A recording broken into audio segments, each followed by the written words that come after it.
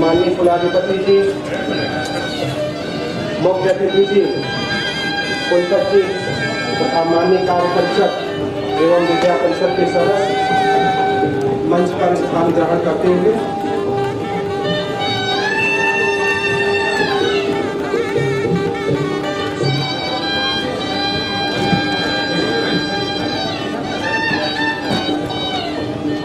कार्यक्रम स्थल पर उपस्थित सभी महानुभावों से अनुरोध है कि वे राष्ट्रगीत के सम्मान में अपने अपने स्थान पर खड़े होने का कष्ट करें।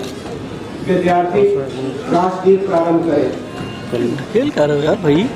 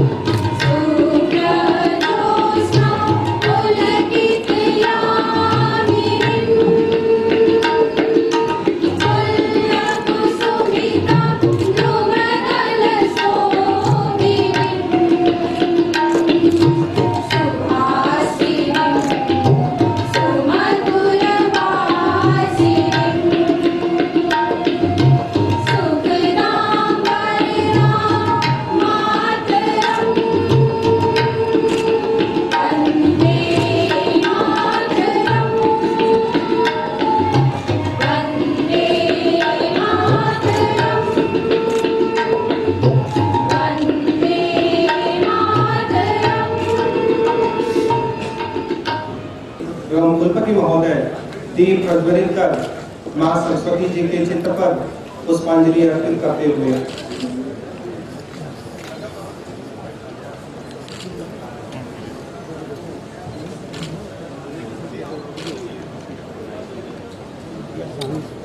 भाई सारे खड़े देखिए।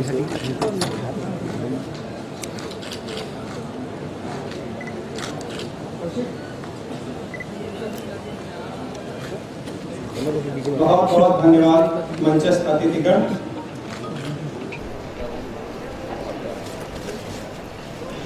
विद्यार्थियों से निवेदन है कि विश्वविद्यालय का कुलगीत प्रस्तुत करें।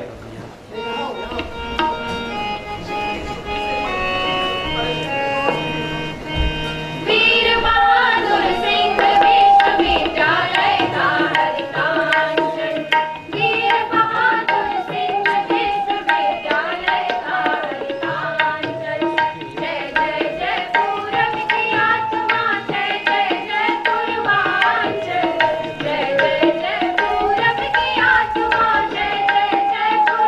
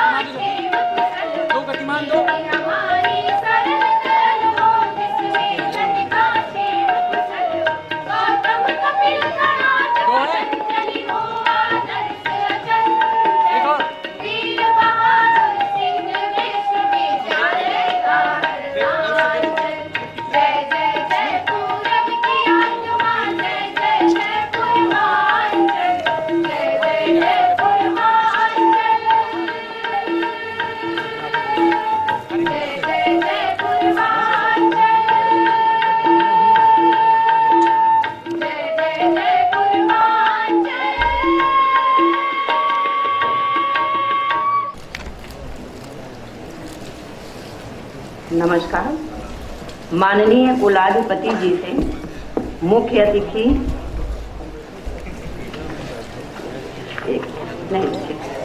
मैं माननीय कुलाधिपति जी से सादर निवेदन करती हूँ कि विश्वविद्यालय के 24वें दीक्षांत समारोह के शुभारंभ की घोषणा करने की कृपा करें।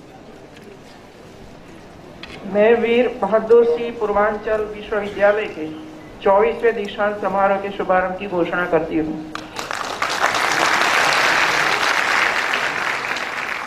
बहुत बहुत धन्यवाद माननीय कुलाधिपति जी। मैं माननीय कुलाधिपति जी, मुख्य अतिथि जी एवं कुलपति जी से सादर निवेदन करता हूं कि दीक्षांत समारोह के शुभ अवसर पर प्रकाशित होने वाली दीक्षांत पुस्तिका एवं गतिमान पुस्तिका का विमोचन करने की कृपा करें। संपादक मंडल कृपया दीक्षांत पुस्तिका तथा गतिमान पुस्तिका के विमोचन हेतु मंच पर उपस्थित हों।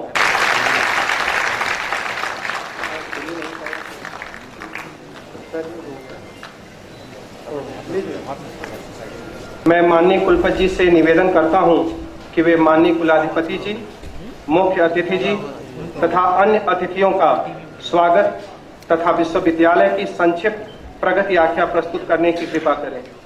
सर्वप्रथम मैं मंच पर आसीन माननीय कुलाधिपति जी, राज्यपाल उत्तर प्रदेश, मुख्य अतिथि प्रोफेसर पंजाब सिंह जी, प्रसिद्ध कृषि वैज्ञानिक कुलाधिपति रानी लक्ष्मीबाई, केंद्रीय कृषि विश्वविद्यालय झांसी,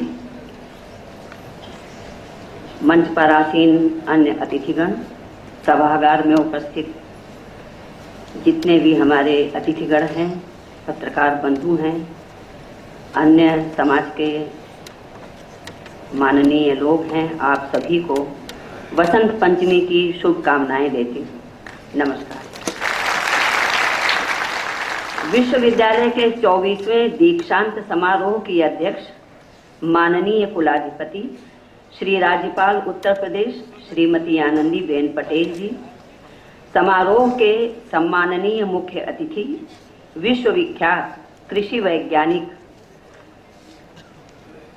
रानी लक्ष्मीबाई, केंद्रीय कृषि विश्वविद्यालय झांसी उत्तर प्रदेश, कार्य परिषद, विद्या परिषद के सम्मानित सदस्यगण, समारोह में उपस्थित सभी सम्मानित जन प्रतिनिधिगण, राजभवन से हमारे बीच पधारे हुए माननीय कुलाधिपति जी के विशेष कार्याधिकारी परमादरणीय श्री अशोक देसाई जी, माननीय कुलाधिपति जी के परिसहाय श्री अभिषेक वर्मा जी, सम्मानित अतिथिगण, समस्त शिक्षक, विश्वविद्यालय के अधिकारीगण, कर्मचारीगण, प्रशासनिक अधिकारीगण, इलेक्ट्रॉनिक मीडिया एवं प्रिंट मीडिया के पत्रकार बंधुओं, उपाधि प्राप्तकर्ता एवं स्वर्ण पदक विजेता मेधावियों, जौनपुर के विभिन्न स्कूलों से आए हुए प्रिय नन्हे मुन्ने बच्चों, समस्त विद्यार्थी तथा अभिभावक एवं उपस्थित देवियों और सज्जनों, वीर बहादुर सिंह पूर्वांचल विश्वविद्यालय के 24वें दीक्षांत समारोह के शुभ अवसर पर मैं विश्वविद्यालय परिवार की ओर से आपका हार्दिक स्वागत एवं अभिनंदन करती हूँ। वसंत पंचमी के पावन अवसर पर आयोजित इस दीक्षांत समारोह में मां सरस्वती के चरणों की वंदना करती हूँ तथा अपने राजनैतिक एवं सामाजिक जीवन में अन्वेषणात्मक कीर्तिमान स्थापित करने वाली वात्सल्य एवं ममतामयी भाव से ओतप्रोत हमारी संरक्षक, मार्गदर्शक एवं प्रेरणा स्रोत परम आदरणीय कुलाधिपति श्रीमती आनंदीबेन पटेल जी का मैं समस्त विश्वविद्यालय परिवार की ओर से हार्दिक वंदन एवं अभिनंदन और स्वागत करती हूँ। आपकी जनचेतना से जुड़ी हुई संवेदनशीलता के फलस्वरूप पूरे प्रदेश की उच्च शिक्षा को नई दिशा और गति प्राप्त हुई है। हम पुनः आपका हृदय की गहराइयों से स्वागत और अभिनंदन करते हैं। महामहिम, समारोह के माननीय मुख्य अतिथि विश्व प्रसिद्ध कृषि वैज्ञानिक, अप्रतिम प्रतिभा के धनी, ICAR के पूर्व महानिदेशक तथा रानी लक्ष्मीबाई केंद्रीय कृषि विश्वविद्यालय के सम्माननीय कुलाधिपति परम आदरणीय प्रोफेसर पंजाब सिंह जी ने हमारे आमंत्रण को स्वीकार किया, हम विश्वविद्यालय परिसर में आपका हार्दिक स्वागत एवं अभिनंदन करते हैं। मुख्य अतिथि जी, आपका आशीर्वाद ही हमारे प्रिय छात्र छात्राओं को नई ऊंचाइयों तक सहज में ही पहुंचा देगा। आपने दीक्षांत समारोह में उद्बोधन देने के लिए हमारे आमंत्रण को स्वीकार किया, जिसके लिए विश्वविद्यालय परिवार आपका हृदय से आभारी है। आज मैं सभी उपाधि तथा स्वर्ण पदक प्राप्त करने वाले विद्यार्थियों को बधाई देती हूं, जिन्होंने आज अपने अनवरत परिश्रम के बल पर जीवन का एक सोपान पार किया है और विद्याध्ययन कर ज्ञानार्जन किया है। प्रिय विद्यार्थियों, आज आपने कृषि, कला, वाणिज्य, शिक्षा, विधि, विज्ञान, प्रबंध, अध्ययन, अनुप्रयुक्त सामाजिक विज्ञान एवं मानविकी, इंजीनियरिंग और टेक्नोलॉजी एवं औषध संकायों में स्नातक, परास्नातक एवं पीएचडी की उपाधियों को अर्जित कर अपने अभिभावकों एवं गुरुजनों का सम्मान बढ़ाया है। विश्वविद्यालय परिवार आपको बधाई देता है। पूर्वी उत्तर प्रदेश के इस अंचल में अवस्थित वीर बहादुर सिंह पूर्वांचल विश्वविद्यालय परिक्षेत्र की अनेक भौगोलिक, सामाजिक, शैक्षणिक, सांस्कृतिक विशेषताएं हैं। यहाँ के विद्यार्थियों में असीम उत्साह है, क्षमता है। उन्हें जीवन के प्रति आधुनिक विचारों के साथ साथ नए तकनीकी, आर्थिक एवं सामाजिक परिवर्तनों से प्रशिक्षित करते हुए जीवन की ऊंचाइयों को छूने के लिए प्रेरित करने की आवश्यकता है। प्रिय विद्यार्थियों, अभी मैंने बौद्धिक विकास की बात की। मैं कहना चाहूँगी कि विश्वविद्यालय न केवल शैक्षणिक संस्थान है, बल्कि बौद्धिक एवं चारित्रिक चेतना के निर्माण का केंद्र भी है। इस अवसर पर मुझे विश्वविद्यालय की पाठ्येतर गतिविधियों से जुड़ी उपलब्धियों की चर्चा करते हुए प्रसन्नता का अनुभव हो रहा है। जहां एनएसएस और रोवर्स रेंजर्स जैसी गतिविधियों में विश्वविद्यालय का राज्य स्तर पर उत्कृष्ट प्रदर्शन रहा है, वहीं विगत वर्षों में राजभवन विश्वविद्यालय के विद्यार्थियों द्वारा राष्ट्रीय स्तर पर विभिन्न खेल प्रतियोगिताओं में उत्कृष्ट सफलता का न केवल साक्षी रहा है, अपितु मार्गदर्शन एवं उत्साहवर्धन भी करता रहा है। बौद्धिक विकास की यह प्रयोगशाला पूर्वांचल विश्वविद्यालय जौनपुर अपने उद्देश्यों के निरंतर नए कीर्तिमान स्थापित कर रहा है। कोविड काल में भी विश्वविद्यालय निरंतर प्रगति के पथ पर अग्रसर रहा है। विगत कुछ माह में विश्वविद्यालय ने शैक्षणिक, प्रशासकीय, अनुसंधान, संगोष्ठी एवं प्रशिक्षण, मासिक परिचर्चा, निर्माण कार्य, पर्यावरण संरक्षण के कार्यक्रमों के साथ साथ सामाजिक सरोकारों से जुड़े कार्य एवं शासन की मंशानुसार निर्देशित अन्य कार्यों का आगे बढ़कर संपादन किया है, नेतृत्व भी किया है तथा कतिपय विशिष्ट उपलब्धियां हासिल की हैं, जिन्हें बहुत ही संक्षिप्त रूप में यहाँ आपके समक्ष मैं प्रस्तुत करना चाहूँगी। विगत माह पूर्वांचल विश्वविद्यालय जौनपुर अखिल भारतीय स्तर पर शोध गंगा पोर्टल पर भारत के 10 सर्वश्रेष्ठ विश्वविद्यालयों में शामिल हो चुका है और उत्तर प्रदेश के जो राज्य हैं उनमें दूसरा स्थान इस विश्वविद्यालय को प्राप्त है। विश्वविद्यालय का राष्ट्रीय सेवा योजना विभाग प्रदेश में प्रथम स्थान पर है। यह प्रदेश का पहला विश्वविद्यालय है जिसके 2 स्वयंसेवकों ने इस वर्ष संपन्न गणतंत्र दिवस परेड में प्रतिभाग किया है। यह हमारे लिए बहुत गौरव की बात है। कोविड-19 के दौरान ही विश्वविद्यालय की विभिन्न जनपदों की राष्ट्रीय सेवा योजना इकाइयों के द्वारा 100 से अधिक गांवों को मास्क, साबुन, सैनिटाइजर और खाद्य सामग्री वितरित कर पूरे प्रदेश में प्रथम स्थान पर आ चुका है। नारी सुरक्षा, स्वावलंबन एवं सम्मान के लिए उत्तर प्रदेश सरकार द्वारा चलाई गई योजनाओं के अंतर्गत विश्वविद्यालय ने मिशन शक्ति अभियान के तहत अनेक कार्यक्रम चलाए हैं।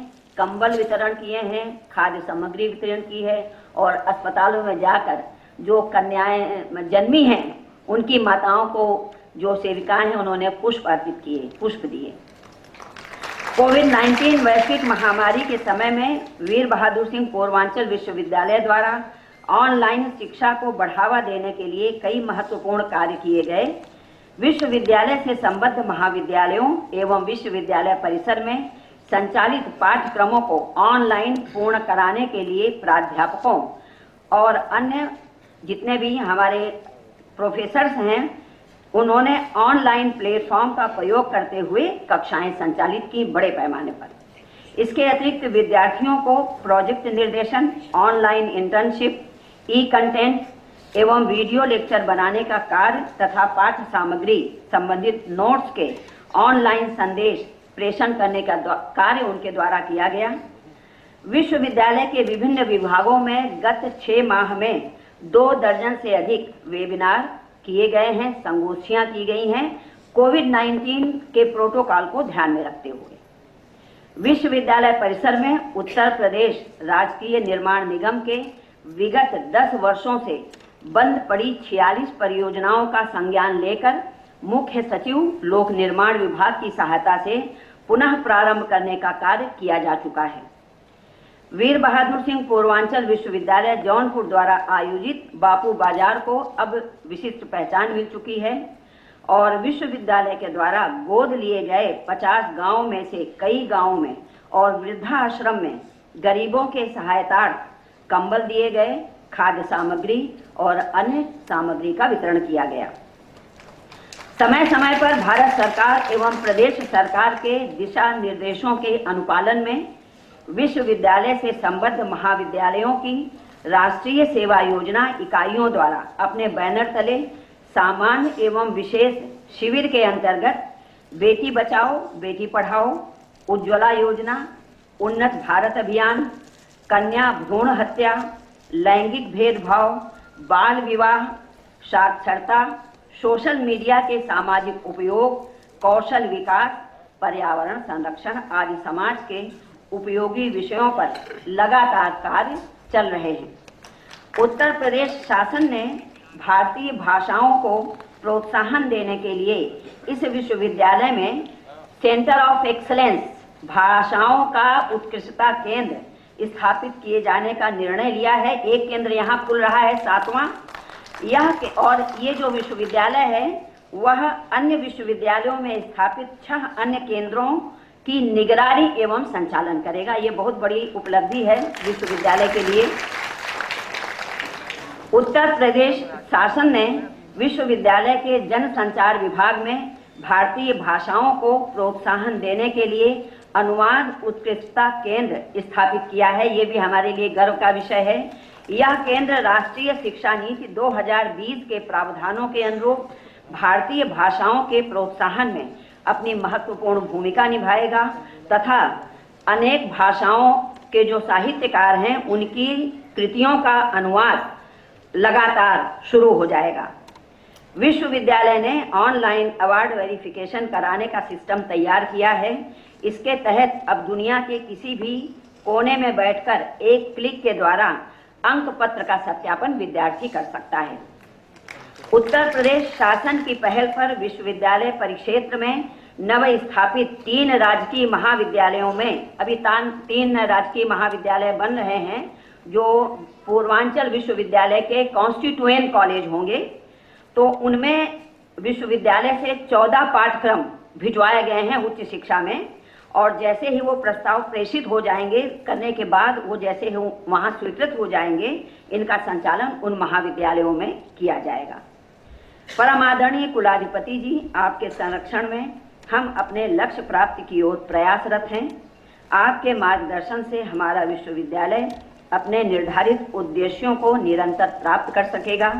पूर्वांचल विश्वविद्यालय की संक्रांतिमय उपलब्धियां समर्पित शिक्षक, प्रबंधक, कर्मठ अधिकारी एवं कर्मचारियों के अथक परिश्रमपूर्ण प्रयत्नों से और हमारे कार्य क्षेत्र के जन समाज, विश्वविद्यालय के विभिन्न समाज सेवी मित्रों, संस्थाओं और उत्तर प्रदेश शासन तथा प्रशासन के सहयोग से अर्जित हुई है। मैं सभी स्वर्ण पदक एवं उपाधि प्राप्त करता विद्यार्थियों को पुनः हार्दिक बधाई देती हूँ और आशा करती हूँ कि अपने उत्कृष्ट योगदान से विश्वविद्यालय और देश का नाम आप सभी रोशन करेंगे। मैं महंत अवेद्यनाथ संगोष्ठी भवन में उपस्थित सभी अभिभावकों, डिग्री धारकों, स्वर्ण पदक विजेताओं एवं आमंत्रित स्वनाम धन्य समस्त सुधी जनों का वसंत पंचमी के पावन अवसर पर हार्दिक स्वागत और अभिनंदन करती हूँ, वंदन करती हूँ। कक्षा 6 से 8 तक के जो भी बालक बालिकाएं यहाँ आए हैं उनको मैं आशीर्वाद देती हूँ कि वे अपने जीवन में आगे बढ़ें और इसी तरह जो आज हमारे बड़े बच्चे गोल्ड मेडल ले रहे हैं वो भी गोल्ड मेडल लें तथा हमारी माननीय कुलाधिपति जी, माननीय मुख्य अतिथि जी एवं आप सभी के प्रति पुनः एक बार आभार प्रकट करती हूँ। जय हिंद, जय भारत, नमस्कार।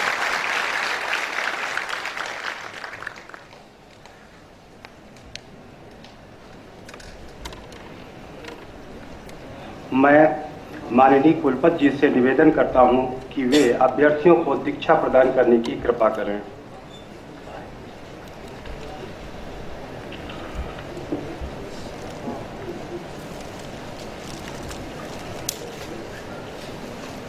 श्रीमन, इस दीक्षांत समारोह का आयोजन वर्ष 2020 तक के पीएचडी उपाधि तथा वर्ष 2020 की कला संकाय, विज्ञान संकाय, कृषि संकाय, वाणिज्य संकाय, शिक्षा संकाय, प्रबंध अध्ययन संकाय, अनुप्रयुक्त सामाजिक विज्ञान एवं मानविकी संकाय, अभियंत्रण एवं प्रौद्योगिकी संकाय, विधि संकाय एवं औषधि संकाय के उत्तीर्ण परास्नातकों, स्नातकों को उपाधि प्रदान करने के लिए आयोजित किया गया है।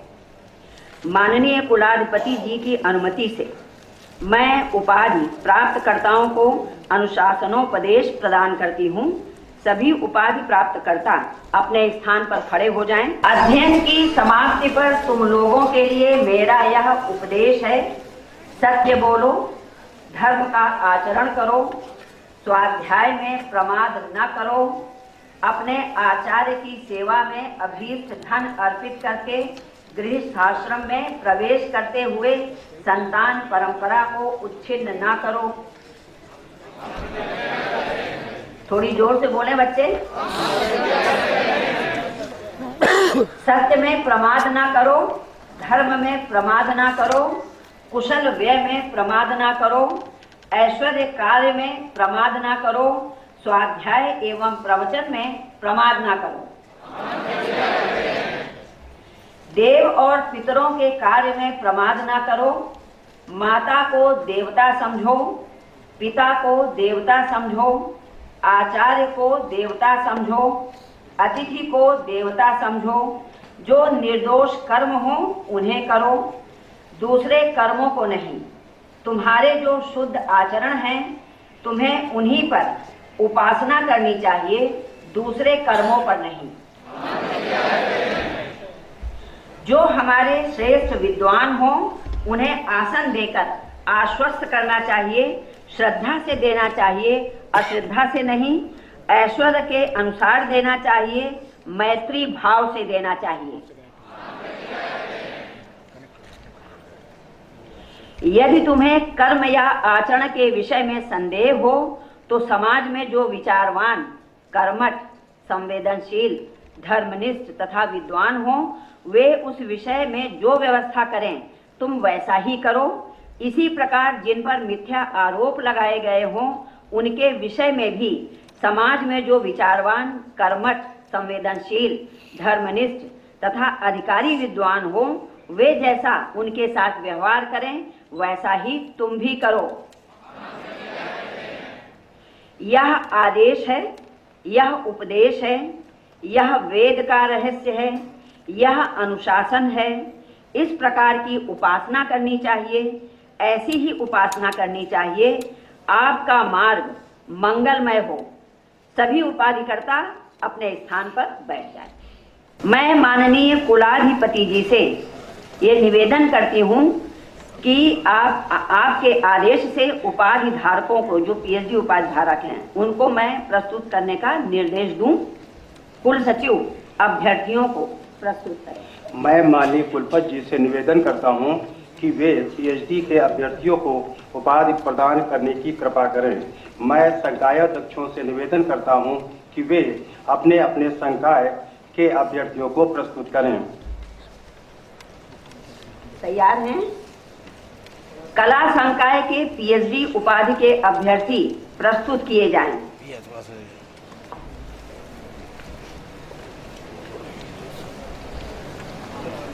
हाँ श्रीमान, मैं आपके समक्ष 39 अभ्यर्थियों को प्रस्तुत करता हूँ जो परीक्षणोपरांत कला संकाय में पीएचडी की उपाधि के योग्य प्रमाणित हुए हैं।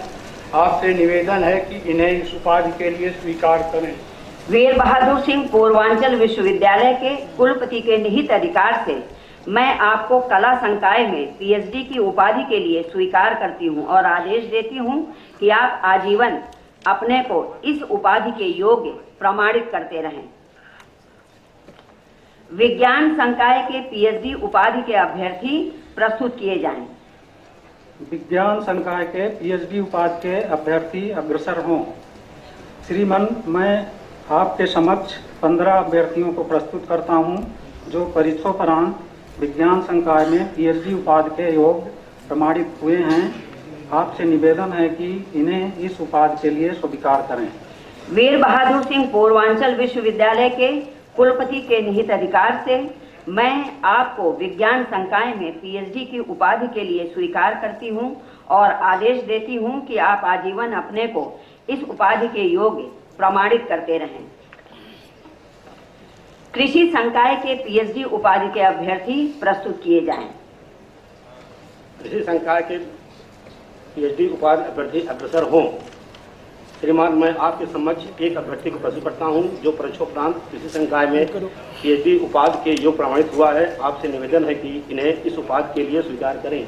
वीर बहादुर सिंह पूर्वांचल विश्वविद्यालय के कुलपति के निहित अधिकार से मैं आपको कृषि संकाय में पीएचडी की उपाधि के लिए स्वीकार करती हूं और आदेश देती हूं कि आप आजीवन अपने को इस उपाधि के योग्य प्रमाणित करते रहें। शिक्षा संकाय के पीएचडी उपाधि के अभ्यर्थी प्रस्तुत किए जाएं। शिक्षा संकाय के पीएचडी उपाधि के अभ्यर्थी अग्रसर हों।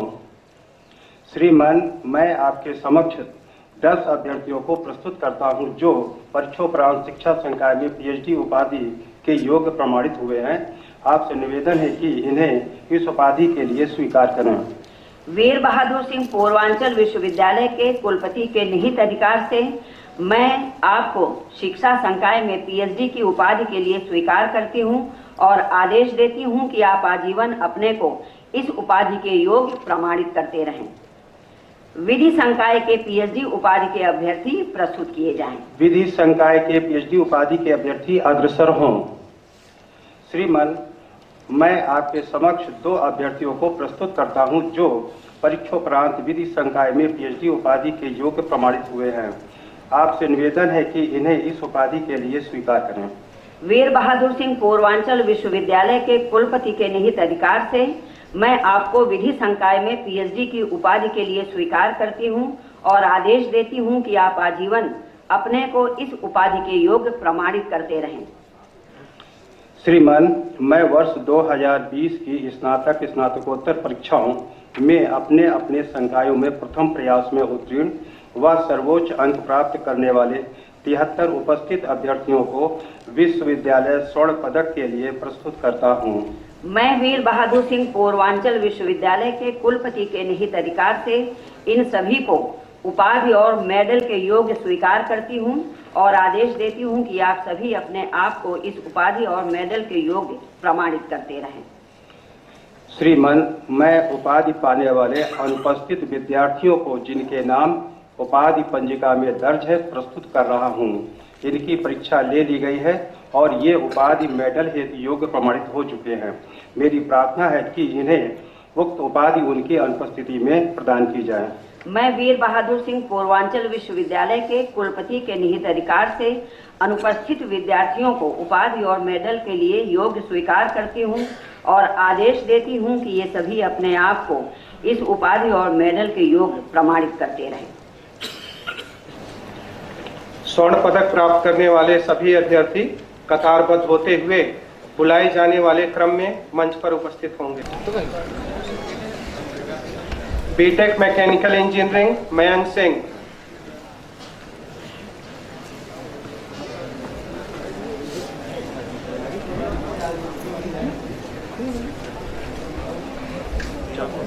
BTech electrical engineering Priya Mishra.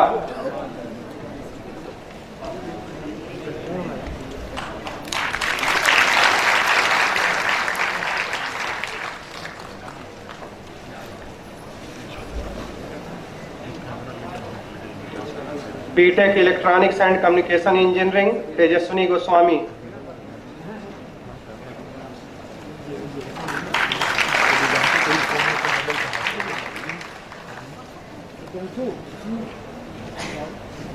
BTech information technology Akash Chauhan.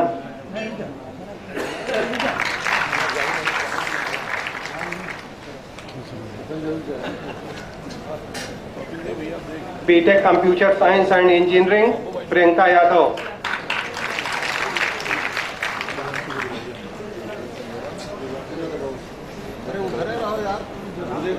B pharma Aarti Prajapati.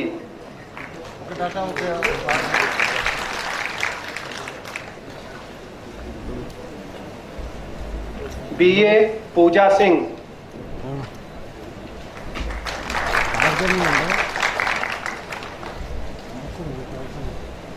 BSc Suryakantesh Chauhan.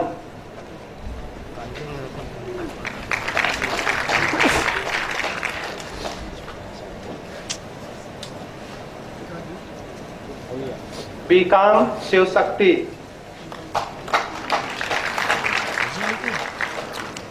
कृपया तालियों से स्वागत करें। बीएससी कृषि Kumari Akanksha Yadav.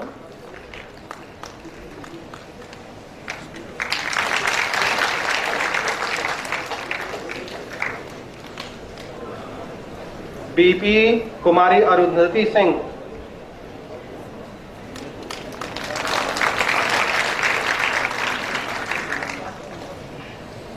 BEd Poonam.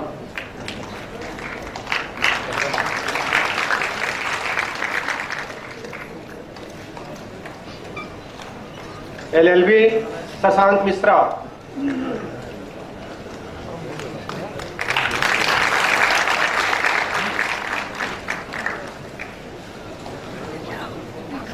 BCA Gautam Kumar Pandey.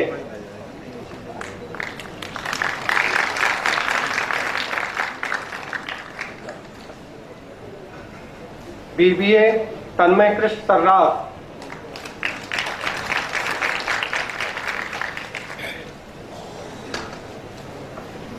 MCA Adil Khan.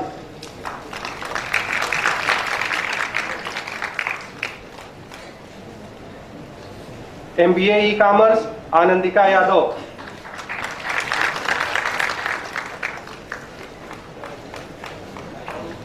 MBA Siddharth Maurya.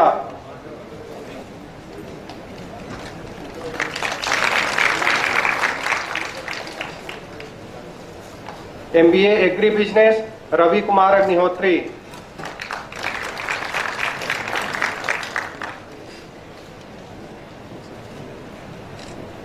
MBA business economics Saloni Singh.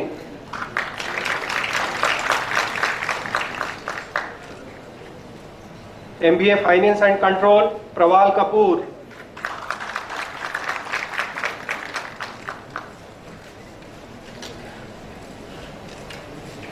MBA HRD Karan Pratap Singh.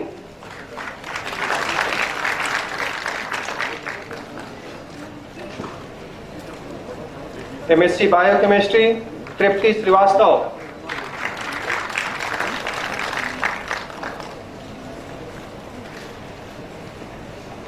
MSc microbiology Rituraj Patel.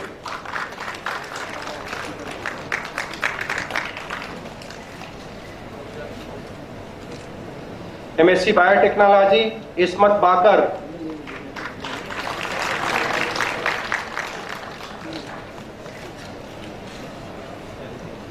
MSc पर्यावरण विज्ञान आस्था मौर्य।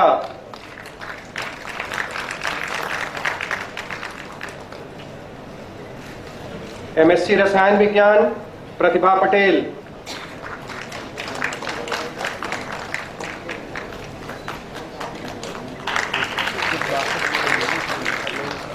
एमएससी पृथ्वी एवं ग्रह विज्ञान विभाग मोहम्मद तैयब,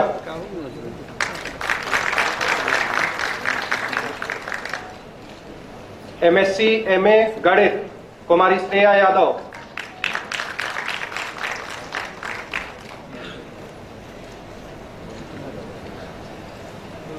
MSc भौतिक विज्ञान Vivek Kumar Srivastava,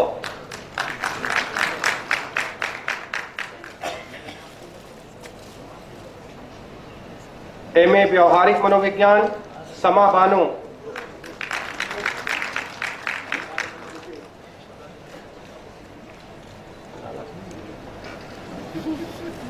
MA mass communication Saumya Tiwari,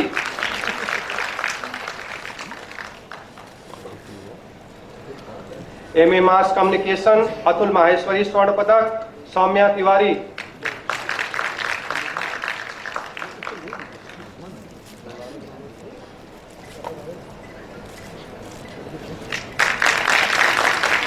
प्राचीन इतिहास आरती आनंद, सैन्य विज्ञान प्रशांत कुमार चौरसिया,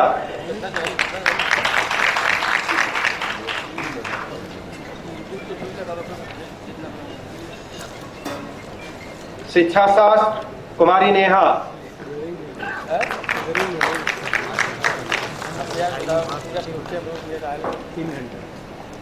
शिक्षा शास्त्र प्रिया सिंह,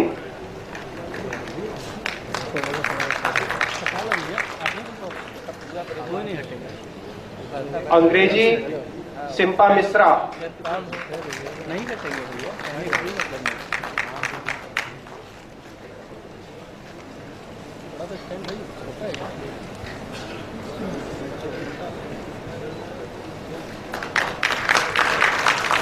भूगोल जागृति गुप्ता। अब थोड़ा ये सब हम नहीं सुन पाएंगे।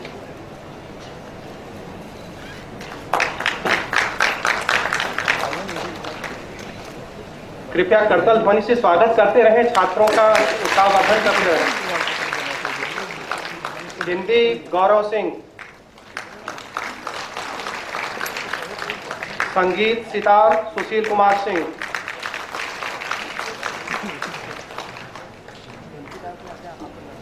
मध्यकालीन इतिहास कृतिका कुमारी,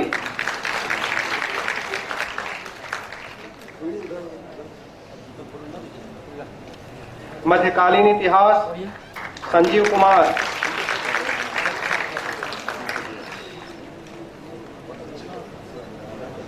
दर्शन शास्त्र कुमारी नगमा खातून, राजनीति शास्त्र शाम्भवी सिंह,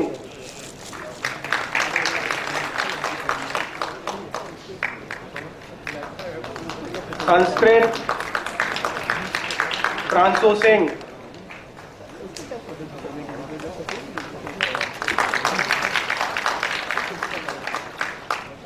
समाजशास्त्र दिनेश,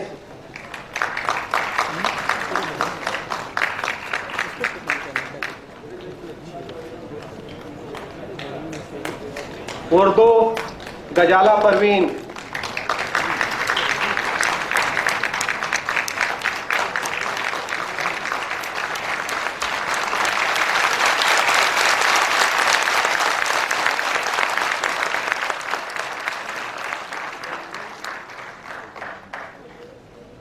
एमेड गुंजन यादव,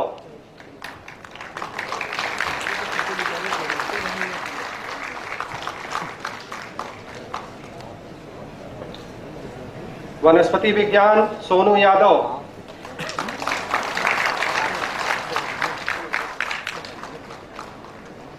रसायन विज्ञान काव्या चंदन,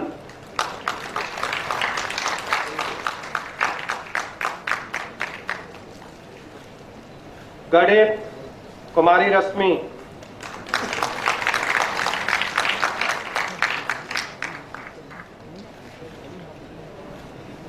जंतु विज्ञान पूनम यादव,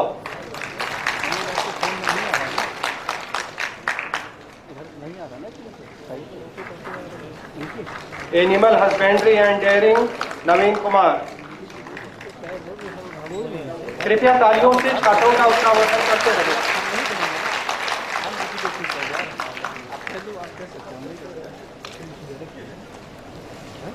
MSc कृषि agricultural economics Priya Singh.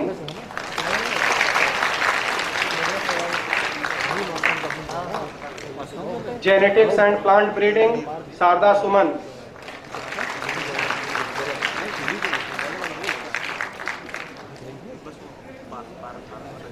Horticulture Shubham Nikita Kumari. Plant pathology Shubham Patel.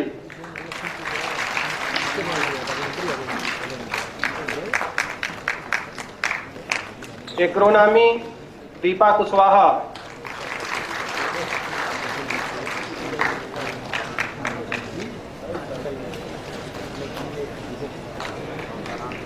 Agriculture chemistry and soil science Manish Kumar. Entomology Akanksha देवी।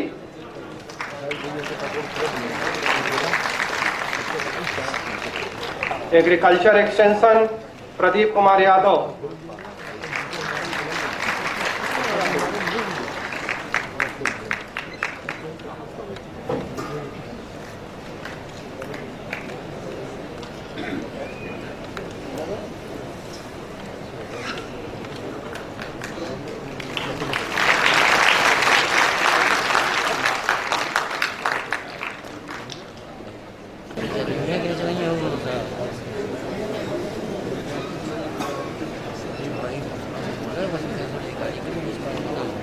किसी भी विद्यार्थी के जीवन में ये क्षण एक गौरव के लिए बात है कि माननीय कुलाधिपति श्री राज्यपाल के द्वारा स्वर्ण पदक प्रदान किया जाना।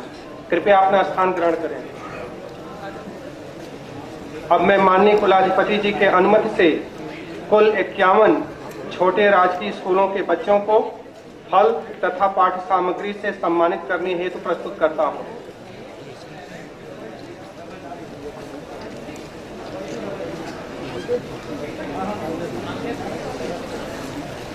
प्रतीक्षा यादव।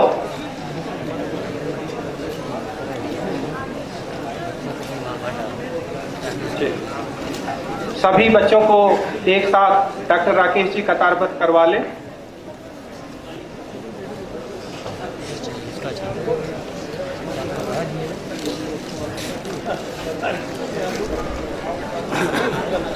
प्रतीक्षा यादव,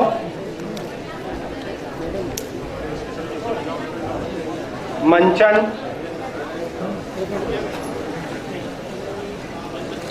श्रद्धा यादव, राजेश जी आपकी महाराज हो गया, प्रिया यादव, प्रियंका, अनुप्रिया पटेल, सुजाता पटेल, सुप्रिया पटेल, स्नेहा पटेल, सोनाली पटेल, अंशिका प्रजापति, मुस्कान यादव,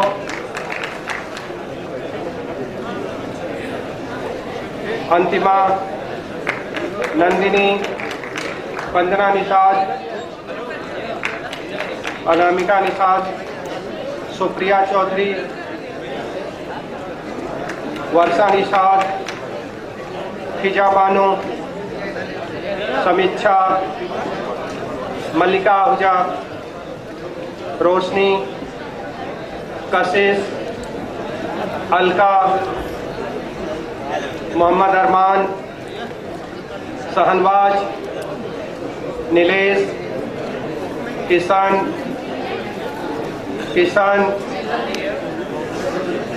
अरुण पटेल, आशुतोष पटेल, अमन पटेल, कृष्णा पटेल, आर्यन पटेल, आयुष यादव, पंकज, जगदीश, आदित्य, सुदर्शन, संगम विश्वकर्मा, प्रियांशु रजक, हर्षित यादव, अवनीश निषाद,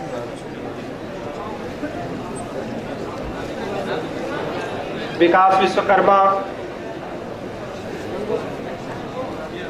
कृपया इन बच्चों के उत्साहवर्धन के लिए तालियां बजाते रहें।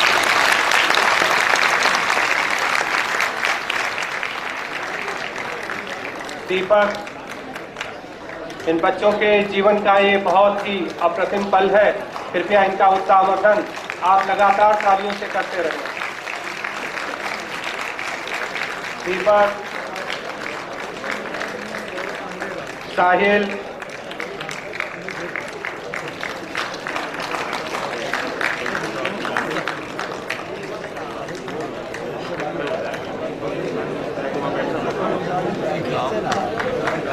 अर्पित, शिवम, बिट्टू और कंचन भारती, ये कुल 51 बच्चे हैं जिनको माननीय कुलाधिपति श्री राज्यपाल द्वारा फल और पाठ्य सामग्री से सम्मानित किया जा रहा है। इन बच्चों के जीवन का एक बहुत ही गौरवपूर्ण क्षण है।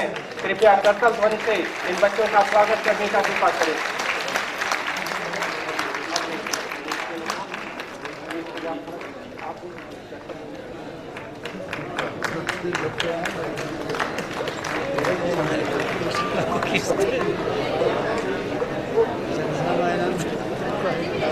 मैं राष्ट्रीय सेवा योजना के समन्वयक डॉक्टर राकेश यादव जी से निवेदन करता हूं कि इन छात्रों को ग्रुप फोटोग्राफी के लिए पंक्तिबद्ध भी करते रहें।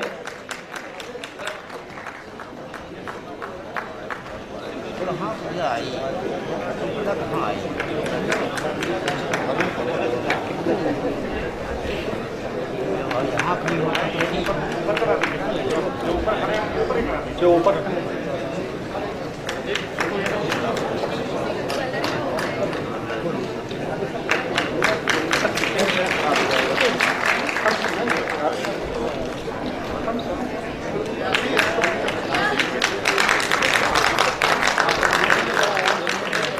माननीय कुलाधिपति जी की अनुमति से कक्षा 6 से 8 तक के मैं माननीय कुलाधिपति जी के प्रति अपनी और विश्वविद्यालय परिवार की ओर से कृतज्ञता ज्ञापित करने हेतु उन्हें तथा मुख्य अतिथि जी को अंगवस्त्रम तथा पुस्तक भेंट करने की अनुमति चाहती हूँ।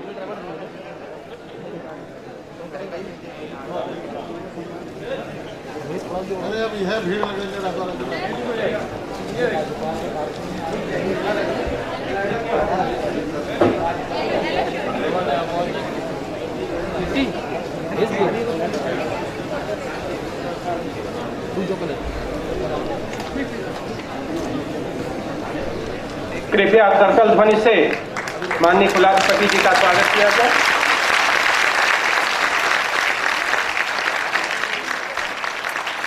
कुलपति माननीय कुलाधिपति जी को पुस्तक भेंट करते हुए स्वागत की अगली कड़ी में आज के हमारे कार्यक्रम के मुख्य अतिथि प्रोफेसर पंजाब सिंह जी का स्वागत अंगवस्त्रम और पुस्तक भेंट करके किया जाएगा। कृपया एक बार पुनः करतल ध्वनि से स्वागत करने का कष्ट करें।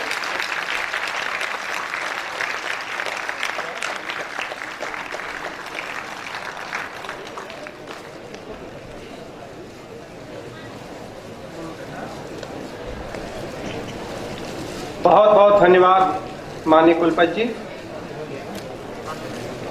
अगली कड़ी में दीक्षांत समारोह के मुख्य अतिथि माननीय प्रोफेसर पंजाब सिंह जी का संक्षिप्त परिचय देने हेतु मैं स्वयं को प्रस्तुत करता हूं। रानी लक्ष्मीबाई केंद्रीय कृषि विश्वविद्यालय झांसी के माननीय कुलाधिपति एवं राष्ट्रीय कृषि विज्ञान अकादमी के अध्यक्ष प्रोफेसर पंजाब सिंह का जन्म उत्तर प्रदेश के मिर्जापुर जिले के एक छोटे से गांव आनंदपुर में हुआ। आपकी प्रारंभिक शिक्षा उदय प्रताप कॉलेज वाराणसी से हुई, जहां आपने वर्ष 1964 में एमएससी कृषि की परीक्षा प्रथम श्रेणी में विशिष्टता के साथ उत्तीर्ण की। साथ ही आपने आगरा विश्वविद्यालय की मेरिट सूची में भी प्रथम स्थान प्राप्त किया। आपने कैलिफोर्निया विश्वविद्यालय डेविस अमेरिका के सहयोग से भारतीय प्रौद्योगिकी संस्थान खड़गपुर से जल प्रबंधन में पीएचडी उपाधि प्राप्त की। प्रोफेसर सिंह ने अपनी सेवा असिस्टेंट प्रोफेसर के रूप में शुरू की तथा उसको सचिव, कृषि शोध एवं शिक्षा विभाग, भारत सरकार तथा महानिदेशक भारतीय कृषि अनुसंधान परिषद की ऊंचाइयों तक पहुंचाया।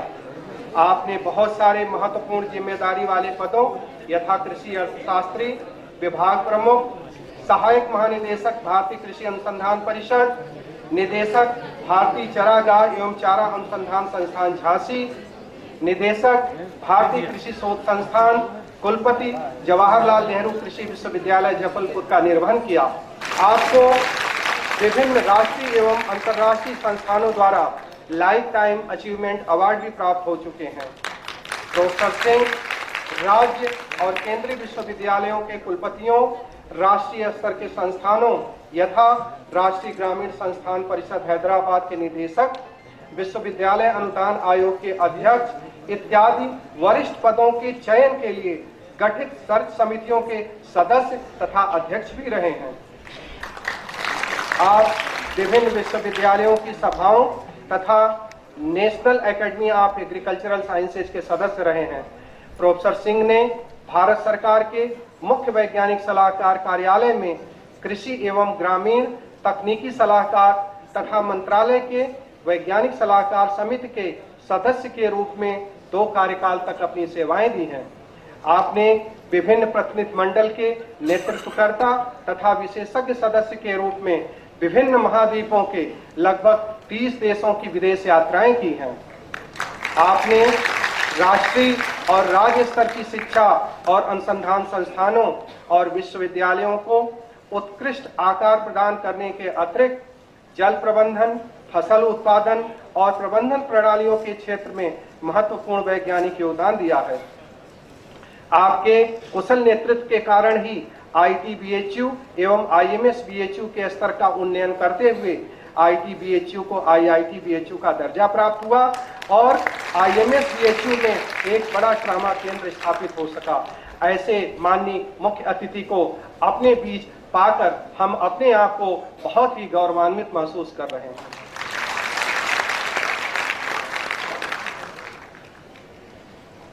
मैं माननीय कुलपति जी से सादर निवेदन करता हूं कि वे आज के दीक्षांत समारोह के मुख्य अतिथि प्रोफेसर पंजाब सिंह जी से दीक्षांत उद्बोधन देने हेतु निवेदन करने की कृपा करें। माननीय कुलपति जी।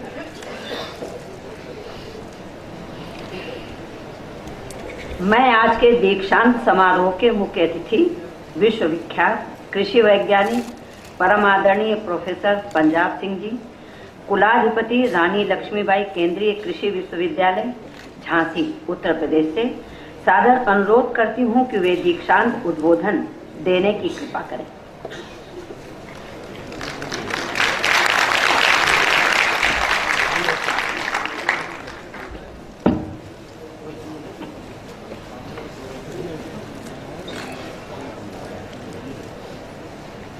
इस 24वें दीक्षांत समारोह की अध्यक्षा माननीय कुलाधिपति आनंदीबेन पटेल जी, माननीय कुलपति प्रोफेसर निर्मला मौर्य जी, कार्य परिषद विद्या परिषद के सम्मानित सदस्यगण, समारोह में उपस्थित जनप्रतिनिधिगण, सम्मानित अतिथिगण, समस्त प्राचार्य, शिक्षकगण, विद्यालय के अधिकारीगण, कर्मचारीगण, इलेक्ट्रॉनिक, प्रिंट एवं सोशल मीडिया के पत्रकार बंधुओं, उपाधि प्राप्त कार्यकर्ताओं, स्वर्ण पदक विजेताओं, मेधावी विद्यार्थियों एवं अभिभावकगण, मैं आप सबका इस कॉन्फ्रेंस हॉल में बहुत बहुत स्वागत करता हूं और आभार प्रकट करता हूं कि आप लोगों ने विश्वविद्यालय के सबसे महत्वपूर्ण समारोह में मुझे आमंत्रित किया और कुछ कहने का अवसर दिया।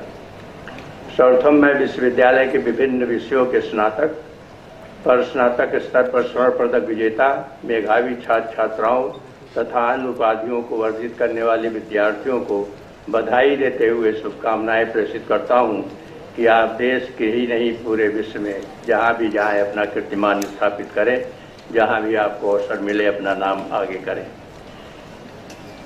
इतिहास के पन्नों में भारत को विश्व गुरु अर्थात विश्व को पढ़ाने वाला माना गया, क्योंकि भारत देश की प्राचीन अर्थव्यवस्था, राजनीति और यहाँ के लोग ज्ञान से समृद्ध थे।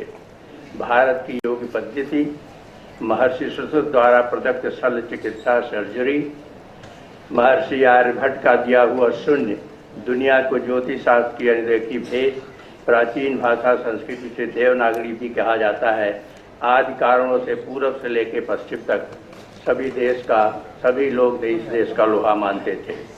भारत की समृद्धता और धन को देखकर ही विदेशियों ने भारत पर आक्रमण किया, ताकि भारत के धन से अपने को पोषित किया जा सके। न्यू इंडिया के स्लोगन के साथ भारत को एक बार पुनः अपनी खोई हुई स्थिति को प्राप्त करना चाहता है।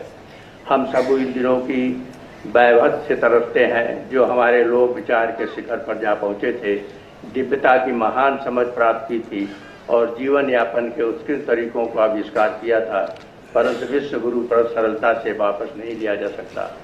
इसके लिए नए सिरे से जी तोड़ मेहनत करनी होगी तथा हम सबको आधुनिक समय के अनुरूप नई सोच के साथ एक बार फिर से तपस्या करनी होगी। शिक्षा, स्वास्थ्य, कृषि और उद्योग के क्षेत्र में क्रांतिकारी सुधार लाने के लिए हमें अथक प्रयास करना पड़ेगा। हमें अपने शासनिक मनुष्यों को पारदर्शी व जवाबदेह बनाना होगा। वर्तमान में भारत सरकार इस दिशा में काफ़ी गंभीर है। शिक्षा के क्षेत्र में क्रांतिकारी सुरक्षा हेतु नई राष्ट्रीय शिक्षा नीति 2020, जिससे आप सभी परिचित हैं, कृषि एवं कृषकों के जीवन में व्यापक बदलाव लाने के लिए उद्देश्य से कृषि उपज व्यापार को वाणिज्य संवर्धन और सरलीकरण विधेयक 2020, कृषक सशक्तिकरण व संरक्षण कीमत आश्वासन और कृषि सेवा पर करार विधेयक बिल 2020 तथा make in India, digital India, मुद्रा बैंक, पंडित दीनदयाल उपाध्याय कौशल विकास केंद्र, स्मार्ट सिटी, समर्थ योजना, वन स्टॉप डिजिटल प्लेटफॉर्म के माध्यम से व्यवसाय को सहायता और समर्थन, आत्मनिर्भर भारत के लिए वन डिस्ट्रिक्ट वन प्रोडक्ट योजना आज की तरह औद्योगिक क्षेत्र में क्रांतिकारी सुधार भारत के महत्वपूर्ण कदम है। ये भी बताना उचित होगा कि भारत एक युवा देश है। युवाओं के मामले में हम विश्व में सबसे समृद्ध देश हैं। दुनिया के किसी भी देश से ज़्यादा युवक हमारे देश में हैं। भारत की सरकार की यूथ इन इंडिया 2017 के रिपोर्ट के अनुसार देश में 1971 से 2011 के बीच युवाओं की आबादी में 34.8% की वृद्धि हुई। इस रिपोर्ट के मुताबिक 2030 तक एशिया की सबसे बड़ी अर्थव्यवस्था वाले चीन में युवाओं की संख्या, जहां कुल आबादी की 22.3% होगी और जापान की 20.1 होगी, उस समय भारत का आंकड़ा सबसे ज़्यादा 32.3 होगा। यानी भारत अपने भविष्य के उन सुनहरे दौर के करीब है जहां उसकी अर्थव्यवस्था नई ऊंचाइयों को छू सकती है। युवाओं में ऊर्जा है, उत्साह है, उमंग है, उत्सुकता है, असीमित संभावनाओं से युक्त कल्पनाओं की उड़ान है, सपनों को देखने और उसे पूरा करने की हिम्मत है। भारत सरकार की नई शिक्षा नीति 2020 देश के युवाओं को उड़ान भरने के लिए पंख लगाने में एवं गौरव प्राप्त करने का एक बहुत बड़ा प्रयास है। नई शिक्षा नीति युवाओं का भविष्य बनाने से ज़्यादा भविष्य के लिए युवाओं को तैयार करने पर बल देती है। हमें अपना युवा पीढ़ी को सही मायने में शिक्षित करना, उन्हें किताबी ज्ञान से बाहर निकालकर व्यावहारिक ज्ञान की सीमाओं तक ले जाना होगा। हमारा युवा नौकरी देने वाला उद्यमी बने, एक उद्यमी बने, न कि केवल नौकरी ढूंढने वाला। एक प्रकार से स्वरोजगार को बल दिया गया है। नई शिक्षा नीति अपनी युवा पीढ़ी को शिक्षित करने के साथ साथ संस्कारित भी करेगी। नई शिक्षा नीति ऐसे युवा पीढ़ी के निर्माण पर बल देती है जो देश के सहारे खुद आगे जाने के बजाय अपने सहारे देश को आगे लेकर चले। ऐसी समझदार लाने की जरूरत है। आज भारत सरकार नई शिक्षा नीति को लागू करके भारत को फिर से विश्व गुरु बनाने का प्रयास में लगी है। और हम सबका प्रयास यही होगा कि जो भी इसमें सुझाव, जो भी रिकमेंडेशन, इसको हम लोग अच्छी तरह से पारित कर सकें। भारतीय शिक्षा का इतिहास भारतीय सभ्यता का दर्पण है, जैसा आपको सबको पता है, हमारी भव्य विकसित सभ्यता का प्रमाण भी। इसलिए भारतीय समाज के विकास और उसके होने वाले परिवर्तनों की रूपरेखा में हम शिक्षा की जगह उसकी भूमिका को भी निरंतर विकासशील पाते हैं। भारत की शिक्षा व्यवस्था में सर्व समाज लाभान्वित हुआ है। काशी, तक्षशिला, नालंदा, विक्रमशिला, वल्लभी, बंधनपुरी, नदिया, मिथिला, प्रयाग, अयोध्या जैसे शिक्षा के पुराने केंद्रों के बल पर ही भारत विश्वगुरु था। हमारे उच्च शिक्षा को केंद्रीय तथा विश्वविद्यालयों को इन पुरातन शिक्षण केंद्रों में खुराक लेकर छात्रों का एक ऐसा बहुमुखी विकास करना होगा कि वे भारतीय संस्कृति के प्राण तत्व वसुदेव कुटुंबकम सर्वे भवन्तु सुखिनः तेन त्यक्तेन बुद्ध्यान्ता को अपनी जीवन का आदर्श बनाकर भारत को विश्व गुरु बनाने की ओर अग्रसर करें। शिक्षा के साथ साथ, जैसा आपको मैंने कहा, कि स्वास्थ्य भी एक ऐसी मूलभूत आवश्यकता है जो देश के अंतिम व्यक्ति तक गुणवत्ता ढंग से पहुंचाना जरूरी होता है। भारत सरकार ने स्वास्थ्य के क्षेत्र में कई क्रांतिकारी कदम उठाए हैं जिनका स्वागत किया जाना चाहिए। आयुष्मान भारत योजना के तहत हमारी सरकार देश के हर गरीब को इलाज के लिए 5 लाख रुपए का स्वास्थ्य बीमा शुल्क दे रही है, निःशुल्क दे रही है। एक अनुमान के मुताबिक देश के 50 करोड़ लोगों को अब 50 लाख रुपए तक का इलाज कराने पर अस्पताल को एक भी पैसा नहीं देना जाएगा, ऐसा प्रावधान किया जा रहा है। केंद्र सरकार 300 दुर्लभ बीमारियों के खात्मे के लिए राज्य सरकार के साथ मिलकर एक राष्ट्रीय नीति तैयार कर रही है। देश भर में स्वास्थ्य सुविधाएं समाज के अंतिम व्यक्ति तक पहुंचने के उद्देश्य से भारत सरकार द्वारा प्रधानमंत्री जन औषधि केंद्र खोले जा रहे हैं। इन केंद्रों पर 800 से अधिक दवाएं बाजार में मिलने वाले दवाओं से 80% तक सस्ती होंगी। हर 3 लोकसभा क्षेत्र पर एक मेडिकल कॉलेज, जीडीपी का 2.5% स्वास्थ्य पर खर्च का लक्ष्य, प्रधानमंत्री राष्ट्रीय डायलिसिस कार्यक्रम के तहत जिला अस्पतालों में गरीबों के लिए निःशुल्क डायलिसिस सेवा की योजना पर सरकार काम कर रही है, जो एक स्वागत योग्य निर्णय है। शिक्षा स्वास्थ्य के साथ ही कृषि का भी, तीसरा मैं बताया, कृषि का भी अपने देश के आध्यात्मिक महत्व है। कृषि का जीडीपी में जहां 15% योगदान है, वहीं लगभग 50 से 60% लोग को ये जीवन उपार्जन पर उपलब्ध कराता है। इसलिए कृषि एवं कृषक को महत्व दिया जाना बहुत जरूरी है। ग्रामीण क्षेत्रों के विकास के लिए उत्पादों के सही मूल्य एवं कृषि उत्पाद के लिए बाजार की व्यवस्था स्थित होगी तो निश्चित ही ग्रामीण उद्योगों का बताना बहुत मुश्किल होगा। आपको जान के ये खुशी होगी कि भारत इस समय विश्व में कृषि क्षेत्र के प्रोडक्शन में दूसरे नंबर पर है। और आपको ये भी याद था कि अगर 50वें और 60वें दशक की सफलता देखें, एक जनरेशन था से 50 साल पहले जब हमको कहा जाता है कि हमारे पास खाना नहीं है, हमारे PL क्वालिटी का गेहूँ खा रहे हैं, हमने फ्लोटर हैं, ये पूरा देश चला जाएगा।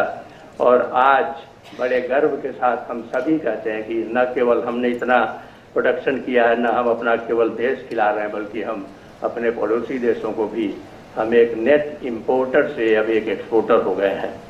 और एक ऐसा देश है, आपको ये भी गर्व से महसूस करना चाहिए, फील करना चाहिए, जिसमें हम कहेंगे the only country in the whole world जिसमें राइट टू फूड, खाना सबका अधिकार है, ये किया गया है। और आपने देखा होगा, आपने पढ़ा होगा, सुना होगा, आप उसका फायदा उठा रहे हैं। इस कोविड पीरियड में जो 1 साल से चल रहा है, हमारे गवर्नमेंट ने हमारे 60 से 70 मिलियन टन जो फूड का रिजर्व था, उसको करीब 80 करोड़ जनता को मुफ्त में दिया है और देते अभी तक दे ही रहे हैं। तो ये बहुत बड़ी उपलब्धि है जिसको आप बड़े गर्व से आते महसूस कर सकते हैं कि कोई ऐसा देश नामूली नहीं अप्रोच कर सकता। लेकिन ये है कि अब कुछ चैलेंजेस हैं। ये सब कहने के बावजूद भी जो हम कहते हैं हमने इतनी बड़ी उपलब्धि करी है, हम चाहे आप अन्न के क्षेत्र में लें, आप फल फूल में लें, आप मछली में लें, आप दूध में लें, इस समय हम इस समय पहले, दूसरे या तीसरे नंबर से पीछे नहीं है। लेकिन हमारी समस्याएं सबके पास पहुंचना, सबको देना और कहना कि हमारी खेती बहुत सुधर गई, लेकिन किसान को सुधारने की जरूरत अभी भी बहुत लंबी कदम हमें चलना है, जिस पर बहुत बड़ा प्रयास किया जा रहा है। आपने देखा होगा फार्मर प्रोड्यूसर ऑर्गेनाइजेशन कंपनीज बना के गवर्नमेंट काफ़ी प्रोत्साहित कर रही है कि किसान आगे आए, बढ़ें और अपने पैर पर खड़े होकर इन सब चैलेंजों को दें। और अभी जो सबसे बड़ी समस्या इस क्षेत्र में है कि पहले हमारी समस्या थी कमी की, अब हमारी समस्या कहते हैं ना प्रॉब्लम ऑफ प्लेंटी अभी हो गया है प्रॉब्लम ऑफ डेफिसिट से। अब कहाँ रखा जाए, कैसे स्टोर किया जाए, कैसे इसके वेस्टेज को बताया जाए, ये बहुत बड़ी समस्या हो गई, न कि कैसे खिलाया जाए, क्या दिया जाए। इसलिए कहा जा रहा है कि जितना हम प्रोड्यूस कर रहे हैं उसका बहुत बड़ा मात्रा करीब 20 से 25% वेस्ट हो रहा है। अगर आप 10% खाद्यान्न में लें, 10% of 300 million ton is about 30 million ton, जो एक दो देश अगल बगल वालों को आप खिला सकते हैं। वेजिटेबल में आप फ्रूट्स में कह रहे हैं 30 मिलियन टन, आप 300 million ton. You can imagine the amount of wastage that. हमारी जो प्राइमरी ऑब्जेक्टिव, प्राइमरी फोकस जो है अब दूसरी तरफ शिफ्ट हो रहा है और इस समय हम इस तरह हैं। और जो ये देखेंगे आप, जो 3 कानून अभी लाए गए आपके इंफॉर्मेशन के लिए, इसमें सारी चीज़ों का प्रावधान किया गया है कि कैसे इन सबों को करके किसानों की हालत को सुधारा जाए, कैसे उसमें हम उनके मार्केट को उनको अप्रोच में लाया जाए, कैसे उनके प्रोडक्ट का प्रॉपर प्राइस मिले, तभी हम जाके इन सबों कर सकते हैं। क्योंकि अब जो हमारी समस्या अब तक जो हमने प्रोड्यूस किया 5 साल 10 साल पहले तक, सारा प्रोडक्शन 50 मिलियन टन से बढ़ के 300 मिलियन टन अचीव करना किसी ऐसे वैसे देश का ये वो नहीं था। लेकिन इसमें ये कहा जा रहा है कि उसमें हमने बहुत सारे रिसोर्सेज लूज कर दिए, हमारी ज़मीन कमज़ोर हो गई, पानी कम हो गया, ये हो गया। तो इस समय जो सबसे बड़ा चैलेंज किसानों के सामने और वैज्ञानिकों के सामने और पॉलिसी मेकर के सामने ये है कि दोनों को कैसे बढ़ाया जाए। खेती में प्रोडक्शन बढ़े, ज़्यादा पैदावार हो, और साथ ही साथ हमारे जो रिसोर्सेज हैं, पानी है, बायोडाइवर्सिटी है या लैंड है, इसकी भी क्वालिटी और गुणवत्ता भी बढ़ता रहे। इसका कहने का मतलब है कि production should not be at the cost of degradation of natural resources जो which happened in the past. और ये हमारा एक बहुत बड़ा एक चैलेंज है। और हमारी समझ जो हमारी तकनीकी निकली हैं, जो हमारी नई नई वेराइटीज़ हैं, जो तकनीकियाँ हैं, ये अभी चीज़ों को आंसर देने के लिए सक्षम है। उनको हमको लार्ज स्केल में प्रमोट करना है। इसलिए ये बहुत ज़रूरी हो गया है कि स्वास्थ्य, शिक्षा, कृषि और उद्योग के सारे समूह को लेकर हम आगे बढ़ें। और जो आज स्टूडेंट्स जो हमारे यहाँ से निकले हैं, विद्यार्थी जो निकले हैं, जैसा हम बार बार कहते रहते हैं, कहीं भी हमें जहाँ भी कहना मौका मिलता है कि given the proper environment, let me underline this word, our students, our talents are next to none in the whole world. We have moved around the world and seen, चाहे आप अमेरिका ले लें, यूरोप ले लें, किसी भी country को ले लें, एक इंडियन की अलग पहचान है, उसका कंट्रीब्यूशन जो है, चाहे आप नासा ले लें, आप सिलिकॉन वैली में ले लें, आप उनको माइनस करने का, आई थिंक द सिस्टम में perhaps collapse, it can come to that level. I mean, मैं ये कहने की कोशिश कर रहा हूँ कि आप में कभी ये न फील हो कि आप इन्फीरियर हैं, पर्टिकुलरली यंग स्टूडेंट्स जिन्होंने डिग्री लिया है, जो लिया है, कि आपकी क्षमता किसी से भी कम नहीं है। आपको मौका मिले, आपको एक संसाधन मिल जाए, आपको एक प्रॉपर एटमॉस्फेयर काम को करने की मिल जाए। हमारे पहले वाले हमारे जो कुलीग अब भी हैं, उन्होंने दुनिया को बता दिया है कि हम आपसे कम नहीं, हम करके दिखा दिए हैं, चाहे वहाँ हो।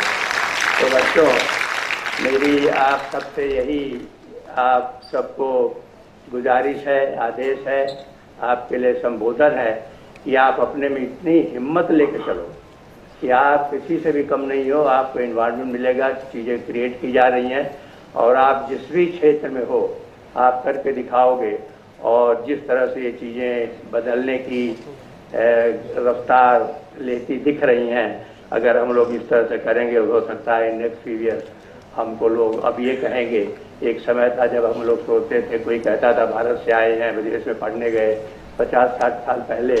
अब आप जाइए तो आप देखता है भाई आपको कहते हैं इंडिया से आए हैं।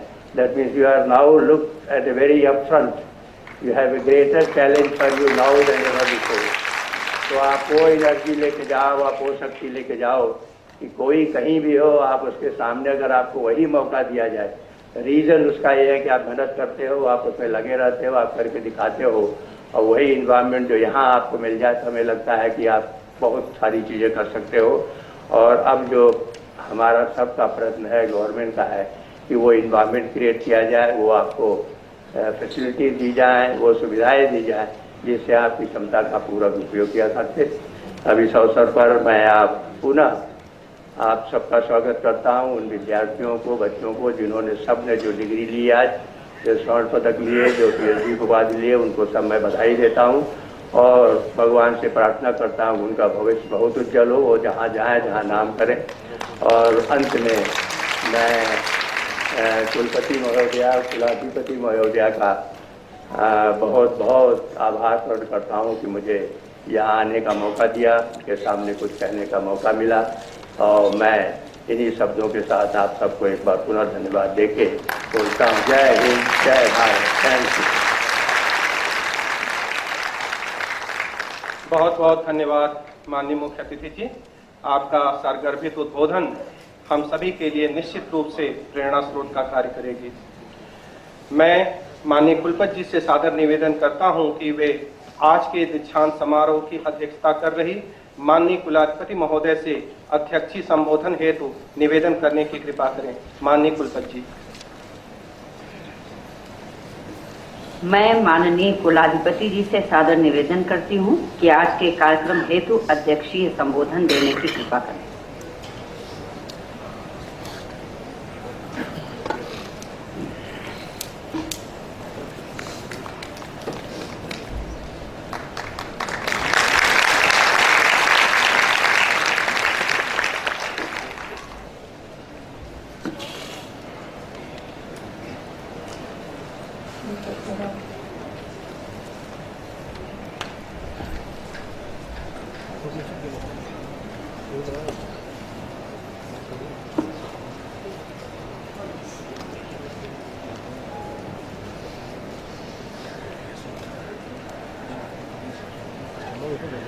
वीर बहादुर सिंह पूर्वांचल विश्वविद्यालय के 24वें दीक्षांत समारोह के शुभ अवसर पर उपस्थित भारतीय संस्कृति से दुनिया को परिचित कराने वाले राष्ट्रीय मूल्यों के प्रेरक सुप्रसिद्ध कृषि वैज्ञानिक, महानिर्देशक एवं कुलाधिपति रानी लक्ष्मीबाई केंद्रीय कृषि विश्वविद्यालय श्रीमान पंजाब सिंह जी, विश्वविद्यालय की कुलपति प्रोफेसर निर्मला एस मौर्य जी, कार्य परिषद और विद्या परिषद तथा विश्वविद्यालय की अन्य समितियों के सदस्यगण, प्रशासनिक अधिकारी, आमंत्रित अतिथिगण, छात्र छात्राओं, इस विश्वविद्यालय द्वारा गोद लिए गए गांवों से आए हमारे नन्हे मुन्ने प्यारे बच्चों, देवी और सज्जनों, पूर्वांचल विश्वविद्यालय जौनपुर के दीक्षांत समारोह में उपाधि एवं पदक प्राप्त करने वाले सभी विद्यार्थियों को अपनी मंगल कामनाएं प्रेषित करते हुए मुझे अपार हर्ष का अनुभव हो रहा है। आज यह उपाधि प्राप्त करने वाले सभी छात्र छात्राओं ने कठोर परिश्रम और सतत अध्ययन द्वारा एक महत्वपूर्ण मंजिल पार की है और वे अपने जीवन का एक स्वर्णिम अध्याय प्रारंभ कर रहे हैं। मेरी कामना है कि आप जीवन में उच्च आदर्शों को संरक्षित करते हुए दृढ़ निश्चय के साथ उन्हें अपने जीवन में भी उतारें। मैं आपके लिए आस्था व साहस से उत्प्रेरित, सुखी, मंगलमय तथा उच्च आदर्शमय जीवन की कामना करती हूँ।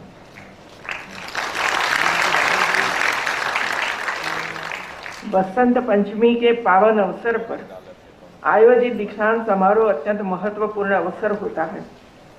वांग्मय देवी मां सरस्वती की कृपा सदैव आप पर बनी रहे।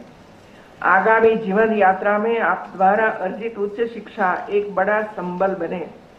ज्ञान की शक्ति है, इस उक्ति को जीवन में चरितार्थ करते हुए आपको भविष्य का मार्ग तय करना है।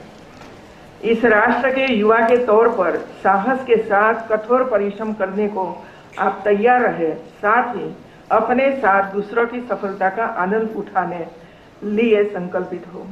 प्रिय विद्यार्थियों, फूल को देखो, कितनी उदारता से वह अपना पराग और सुगंध बिखेरता है।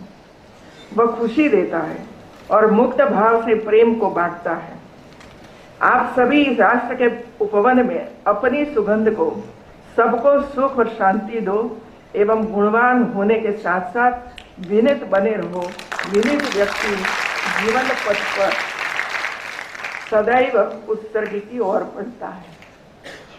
उपाधियों से अलंकृत होने वाले युवा साथियों, मैं अपने शुभाशीष के साथ आपके उज्जवल भविष्य की कामना करते हुए आपसे अपेक्षा करती हूँ कि आप अपने जीवन मूल्यों, आदर्श और सद्कार्यों द्वारा न केवल अपने विश्वविद्यालय का बल्कि देश का गौरव बढ़ाएंगे। आप एक भव्य सांस्कृतिक धरोहर के उत्तराधिकारी हैं। हमारे पूर्वजों ने मानव सेवा और सद्वित्त आनंद प्राप्ति को मनुष्य के जीवन का ध्येय माना है। हमारी महान संस्कृति में उपदेशों में ज्ञान, भगवान राम की मर्यादा, चेतना, भगवान कृष्ण की अनासक्ति, गौतम की करुणा मैत्री, महावीर और गांधी की अहिंसा और शंकराचार्य की अद्वैत अवधारणा पुष्पित और पल्लवित हुई है। इस अवसर पर मेरा आपको यही संदेश है कि हमारी समृद्ध संस्कृति की विरासत के अनुरूप आप अपने व्यक्तित्व का निर्माण कर देश तथा समाज के प्रति अपने कर्तव्य का निर्वाह करें। प्रिय विद्यार्थियों, आप सभी युवा हैं। आज के युग में सबसे बड़ी आवश्यकता हमारी युवा पीढ़ी महानता के उच्चतम आदर्श का पालन करे, जिसके लिए उन्हें अपने मन में सत्य, दया, क्षमा, प्रेम, त्याग और सहिष्णुता के लिए दृढ़ संकल्प लेना होगा तथा उज्जवल भविष्य के लिए नई शिक्षा नीति को बढ़ावा देना होगा, जिससे देश को बड़ी संख्या में आदर्शवान और प्रतिभाशाली युवा नागरिक उपलब्ध हो सके। नई शिक्षा नीति भी राष्ट्रीय चरित्र निर्माण और नैतिक उत्थान तथा तकनीकी कौशल को बढ़ावा देना है। वीर बहादुर सिंह पूर्वांचल विश्वविद्यालय जौनपुर जैसे ऐतिहासिक नगर में स्थित है। इस नगर का अपना पौराणिक महत्व है। यह भूभाग पुरा काल में महर्षि यमदग्नि की तपसाधना का एक प्रख्यात केंद्र रहा है, जिसे समय समय पर भारद्वाज और याज्ञवल्क्य जैसे मनुष्यों के तत्व चिंतनों की तेजस्विनी रश्मियां भी अपनी ज्योति वर्षा से परिसिंचित करती रही है। काशी की विश्व विश्रुत शिव साधना के समानता सूर्य पूजा और अग्नि यज्ञों की इसकी अपनी पुनित समस्या रही है, परंपरा रही है। नगर के हृदय स्थल से प्रवाहित गोमती के उत्तरी कूल से लगे और उस गौरव गरिमा को अपने में समेटे हुए भग्नावशेष सूर्य मंदिरों की पंक्ति आज भी उसके पुष्ट साक्ष्य के रूप में विद्यमान है। पराक्रम और पौरुष के चीर युवा मानस धनुर्धर परशुराम की क्रीड़ा स्थली होने का गौरव भी इसी पूर्वी धरती से प्राप्त होता है।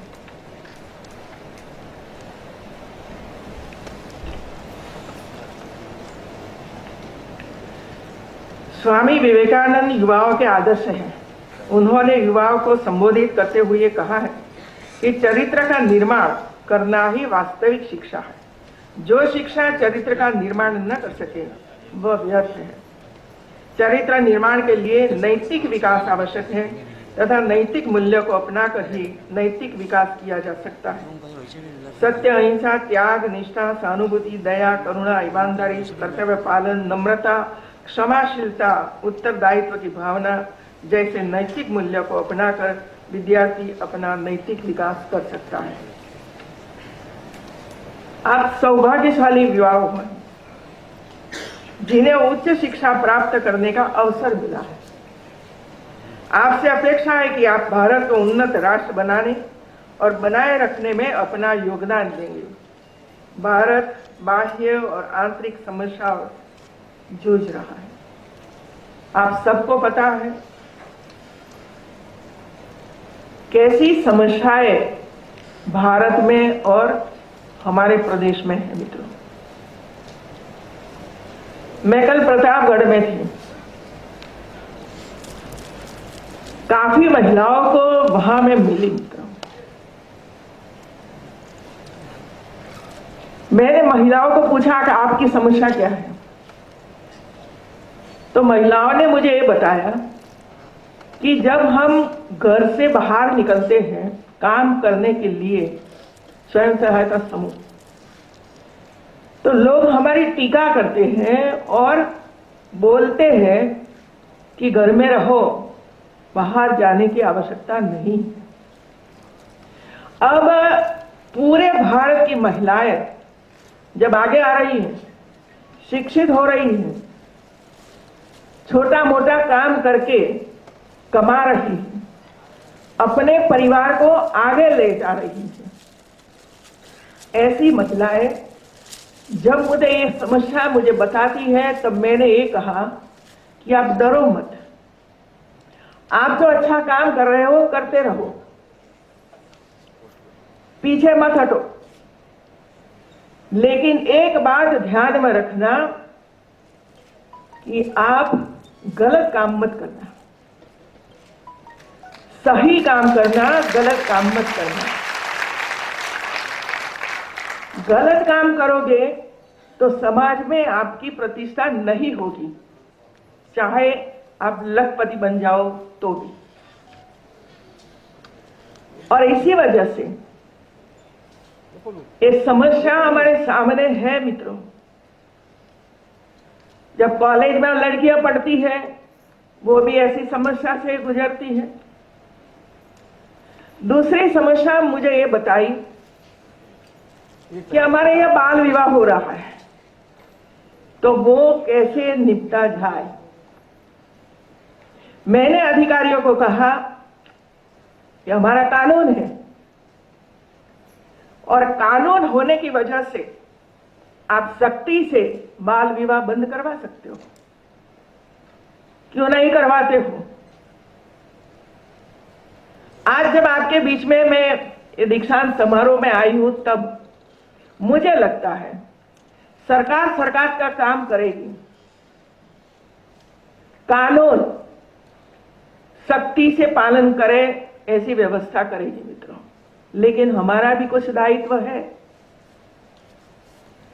बाल विवाह में उपस्थिति नहीं होनी चाहिए हमारी पहली, तो मैं आपको कहती हूं, जहां भी बाल विवाह हो, चाहे आपके छोटे भाई का हो या बहन का हो, मत जाइए बाल विवाह में, मना करिए कि करिए, मैं नहीं आऊंगा। इतनी हिम्मत जो हमें शिक्षा में से प्राप्त नहीं होती है, तो शिक्षा का अर्थ क्या है मित्रों? क्या नुकसान है? कभी हम लोगों ने सोचा है 12-13 साल की उम्र वाली बच्ची का विवाह हो जाता है और 1-1.5 साल के बाद वो मां बनती है, कैसे बच्चों का जन्म देती है। वो स्वयं बच्ची है और मां बनती है। परिवार ने कभी ये बात सोची है सही? वो ही बच्चे कुपोषित हैं और करोड़ों रुपया का खर्च ये बच्चों को सुविधा देने के लिए, सशक्त बनाने के, निरोगी बनाने के लिए राज्य सरकार और केंद्र सरकार खर्च कर रही है। एक समस्या को हम दूर नहीं कर सकते। यदि ये बाल विवाह बंद हुआ तो कुपोषण ऑटोमेटिक बंद हो जाएगा मित्रों, ऑटोमेटिक बंद हो जाएगा। कैंसर से पीड़ित हमारी बच्चियां हैं, मां है, सोचा है कभी कैंसर क्यों होता है गर्भाशय का और ब्रेस्ट कैंसर क्यों होता है? हम सब जानते हैं मित्रों, लेकिन इसके लिए जो जन जागृति होनी चाहिए, ऐसे विषयों को समाज के सामने रखना चाहिए, ये हमारे यहां से नहीं होता है मित्रों। हम सब चुप रहते हैं ऐसी बातें में। और मैंने एक तय किया है कि जहां भी दीक्षांत समारोह में हम जाए, वहां हमारे युवा धन को हम संकल्प करवाए कि ऐसी जो समस्या है इसमें आप भोगी मत बनिए मित्रों। संकल्प करके जाइए कुछ न कुछ कि मैं भविष्य में वो नहीं करूंगा, वो नहीं करूंगा, वो नहीं करूंगा। सच्ची शिक्षा तो वो है मित्रों। आपको सर्टिफिकेट मिल गया, लगाएंगे आप दीवार पर, गोल्ड मेडल मिल गया, 25 लोगों को हम दिखाएंगे कि गोल्ड मेडल मिला। लेकिन जब घर में ऐसी समस्या उत्पन्न होती है तब हमारे में वो हिम्मत नहीं आई है कि इसका मैं विरोध करूं, क्योंकि मैं शिक्षित होकर आई हूं, मैं दीक्षित होकर आया हूं। ये हिम्मत कब आएगी? और ये हिम्मत जुटानी ही पड़ेगी मित्र। जब आपने 50 गांव दत्तक लिए, गोद लिए, मैंने पढ़ा 50 गांव गोद लिया है। क्या ये 50 गांव में हम ऐसी जो समस्याएं हैं समाज की, वो समस्याओं को सामने एड्रेस कर सकते हैं? हमारे इतने अध्यापक हैं, इतने अध्यापक हैं, पीएचडी हुए हैं, वही विषयों पर पीएचडी किया होगा और भविष्य में आप ही पीएचडी करोगे इसमें। लेकिन जब बोलना होता है समाज के बीच में, या तो अपने घर में ऐसी समस्या आती है तब हम चुप हो जाते हैं मित्रों। और जब तक हम हिम्मत से समाज के बीच में, घर में ऐसे विषयों की चर्चा नहीं करते, तब तक हमारी जो समस्या है उसको हम दूर नहीं कर सकते मित्रों। बेटी बचाओ बेटी पढ़ाओ, देखिए क्यों करना पड़ता है? सम्मेलन करो बेटी बचाओ बेटी पढ़ाओ का। क्या बेटों को ही पढ़ाना है, बेटियों को नहीं पढ़ाने का है? मुझे याद है कि 2002 में गुजरात में हमने बड़ा सम्मेलन शुरू किया था और हर साल 50,000, 60,000, लाख महिलाओं को एकत्र करके इसके सामने वो विषय रखते थे। इतना ही नहीं, हॉस्पिटलों में रजिस्ट्रेशन करवाते थे, एबॉर्शन नहीं होना चाहिए। कई डॉक्टरों को जेल की सजा हुई थी मित्रों, और करवाई थी। और इसी समय हम लोगों ने ये नहीं देखा था कि 1 साल के बाद, 2 साल के बाद इलेक्शन आएगा तो हमारा क्या होगा। यदि हम इस दृष्टि से देखते रहेंगे तो कोई चेंज नहीं कर सकते, कोई परिवर्तन नहीं कर सकते। समाज चाहता है, समाज नहीं चाहता ऐसा नहीं है। समाज चाहता है कि बाल विवाह बंद हो, बेटियों को पढ़ाओ, बेटियों को आगे जाने के अवसर प्राप्त करो, लेकिन हिम्मत नहीं है। और इसी वजह से ये समस्या आज भी महिलाओं को खास करके बाधित करती है। क्या जरूर है? बेटी है, क्या घर में काम नहीं करती है? सब कुछ काम करती है, खेत में भी जाती है, कॉलेज करती है, स्कूल करती है, फिर भी न चाहिए बेटी, बेटी नहीं चाहिए।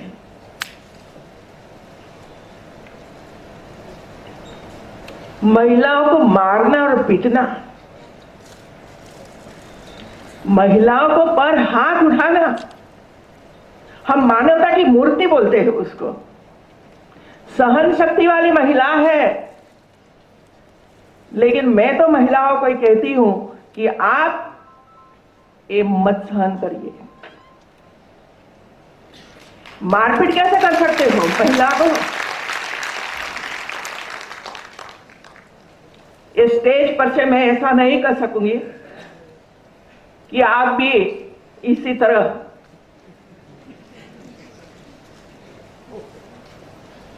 क्या जरूरत है। लेकिन महिला मार खा लेती है, देखिए मार खा लेती, बोलती नहीं है, वो ये मानकर चलती है कि मैं तो मार खाने लायक ही हूं और मेरा पति मुझे पीटे इसमें मुझे कोई आपत्ति नहीं है। अरे सोच बदलिए, सोच बदलिए। ये मारपीट का साधन नहीं है।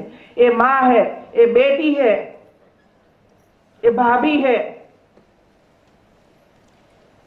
और इसकी वजह से आज परिवार आगे बढ़ रहा है। देखिए, जिसके घर में मां नहीं है, मर गई है, और बच्चे 2 है, कौन बड़ा करता है?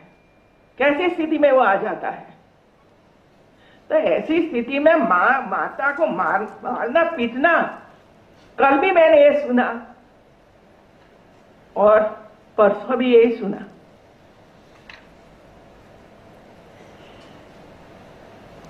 मित्रों, आपका ये दायित्व है। यदि पड़ोस में भी ऐसी स्थिति होती है तो आपकी जिम्मेवारी है कि पुलिस को फोन करके उसकी रक्षा करवाएं। हम चुप नहीं रहना चाहिए। घर से निकाल देना,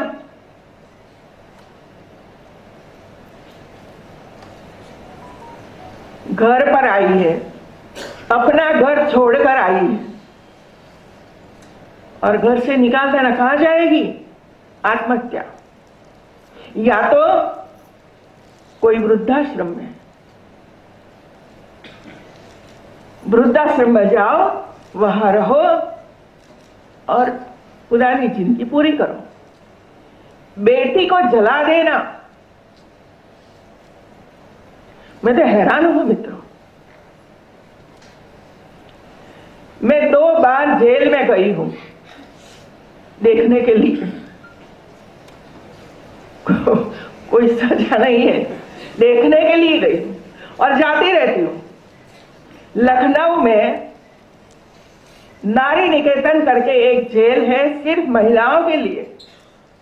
350 महिलाएं वह सजा काट रही हैं। किसी को 25 साल, किसी को 30 साल, किसी को आजीवन जेल। मैंने पहली बार ये देखा मित्रों। काफी महिलाओं को मैं व्यक्तिगत रूप से मिली और सबको एक एक करके पूछा, कहां से आए हो, कितनी सजा आपको मिली है, कितनी बाकी है, कितनी उम्र है? 85 इयर्स, 80 साल, 82, 77, 75, 60। और पूछा मैंने, सजा क्यों हुई?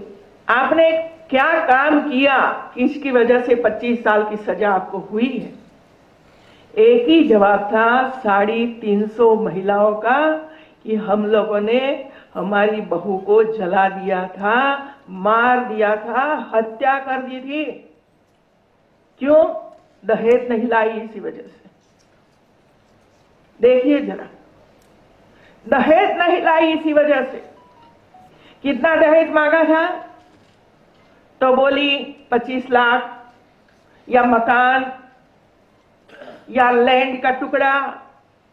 फिर मैंने पूछा, मिल गया आपको? बोली ना। क्या मिला? जेल मिली।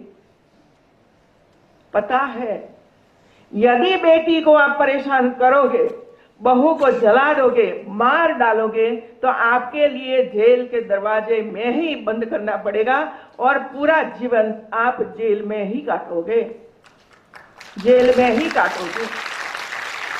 तो ये सब क्यों हो रहा है? सबको पता है कि ये काम हम करेंगे, गलत काम करेंगे तो सजा होगी, 10 साल, 15 साल, 20 साल। और ऐसी परिस्थिति मैंने देखा कि कोई चल नहीं सकती महिलाएं, कैंसर हुआ था, किसी को टीबी हुआ था, कई लेटी रहती थी, बैठ नहीं सकती थी। ऐसी महिलाएं वहां जेल काट रही थी मित्रों। पति भी जेल में, वो भी जेल में, बच्चे कहां पता नहीं क्या कर रहे हैं। तो मिला क्या भाई?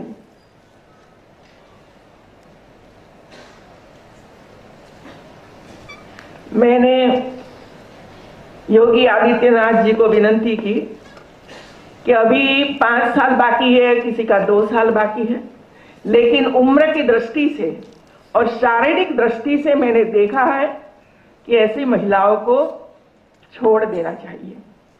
और ऐसी 30 महिलाओं को 26 जनवरी के दिन, प्रजासत्ताक दिन, सबने छोड़ दिया मित्रों।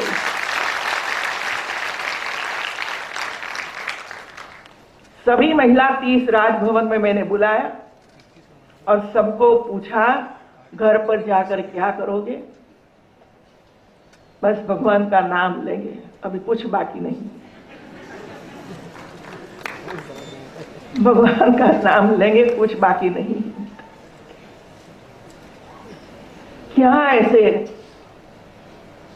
समस्या है मित्रों, उसको दूर नहीं कर सकते हम। और लास्ट में टीबी ग्रस्त बच्चे, टीबी ग्रस्त बच्चे, पूरे भारत में जितने टीबी मरीज है, इसमें से 20%, 20% मरीज सिर्फ यूपी में है। सिर्फ यूपी में। यूपी में ज्यादा इसी वजह से है कि आबादी ज्यादा है, 23-24 करोड़ की आबादी है। क्या एक एक बच्चे को हम गोद लेकर उसको 3-4 महीने में टीबी में से मुक्त नहीं करवा सकते हैं? हम पढ़े लिखे हैं, कमा रहे हैं हम। तो कल एक बड़ी मीटिंग इधर हुई और मैं जहां जाती हूं प्राथमिकता में टीबी को देती हूं, क्योंकि बच्चों का टीबी है तो कैसे पढ़ेंगे बच्चे? कल लगभग 500-550 बच्चों को गोद लिया गया समाज के स्वयंसेवी संस्थाओं में। कल कुलपति जी वहां उपस्थित थी। मैंने पूछा यूनिवर्सिटी ने कितने बच्चे गोद लिए, तो जवाब ना मिला।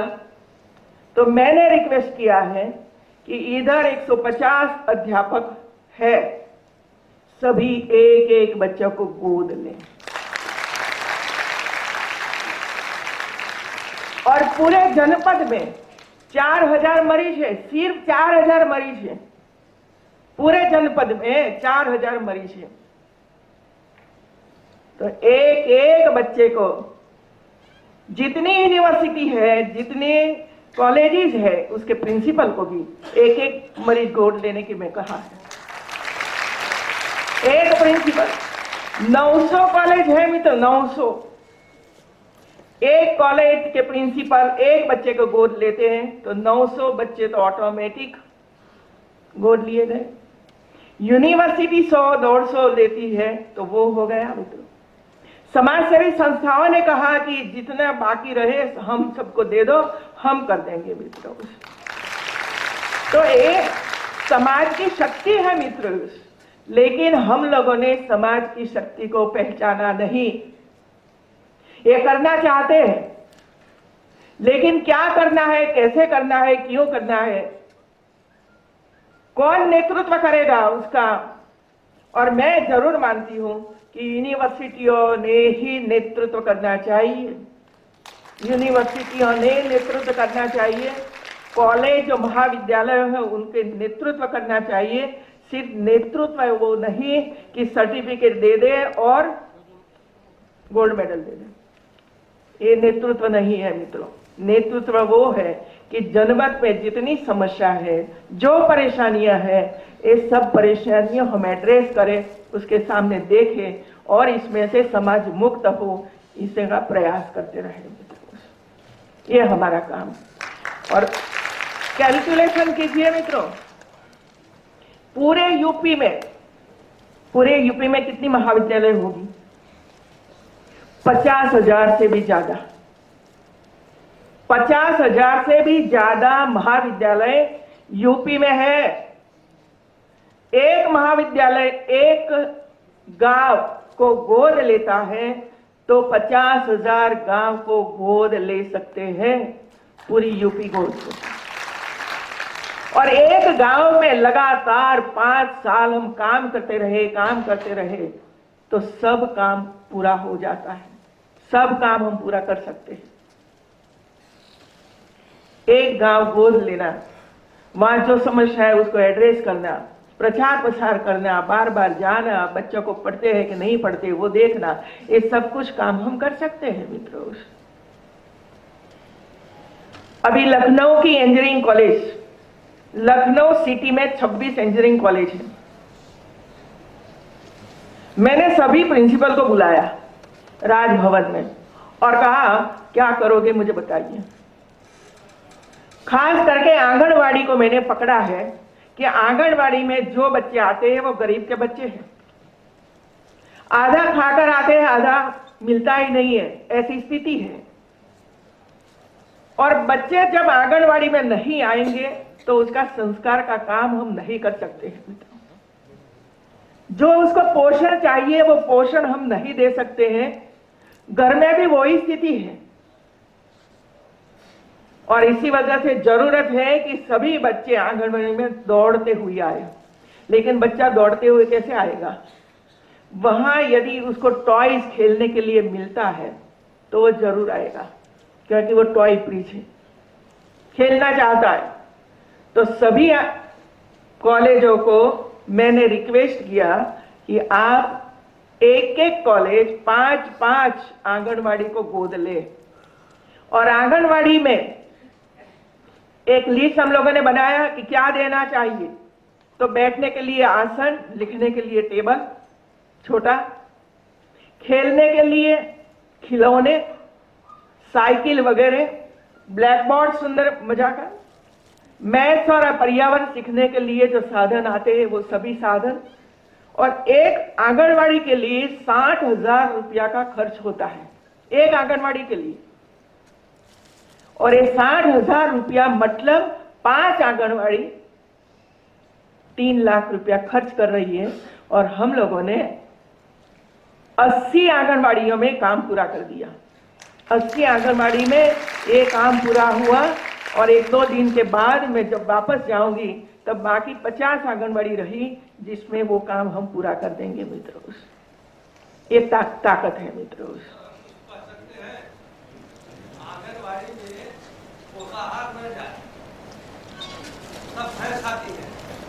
अरे भाई आप लोग थोड़ा शांत रहिए। हम जब भी सोचते हैं तब सबसे पहले नेगेटिव याद आता है। सुधारने का प्रयास होना चाहिए। समाज है और समाज में कई गलतियां होती हैं मित्रों। और समाज में जब गलतियां होती है तो इधर बोलना, इधर बोलना, इधर बोलना ये काम नहीं है मित्रों। क्यों गलतियां हो रही है, ये गलतियों को दूर करने के लिए क्या प्रयास करना चाहिए, कौन प्रयास करेगा, इस दिशा में हम सकारात्मक प्रयत्न करेंगे तो हमारी गलतियां दूर हो सकती है मित्रों।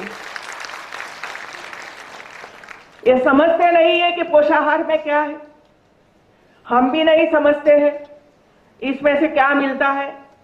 हम भोजन ऐसा खाते हैं जहाँ ज्यादा से ज्यादा ऑयल हो, ज्यादा से ज्यादा मिर्च हो, मसाला हो, वो तो खाना खाते हैं जिसमें पौष्टिक आहार की कमी है।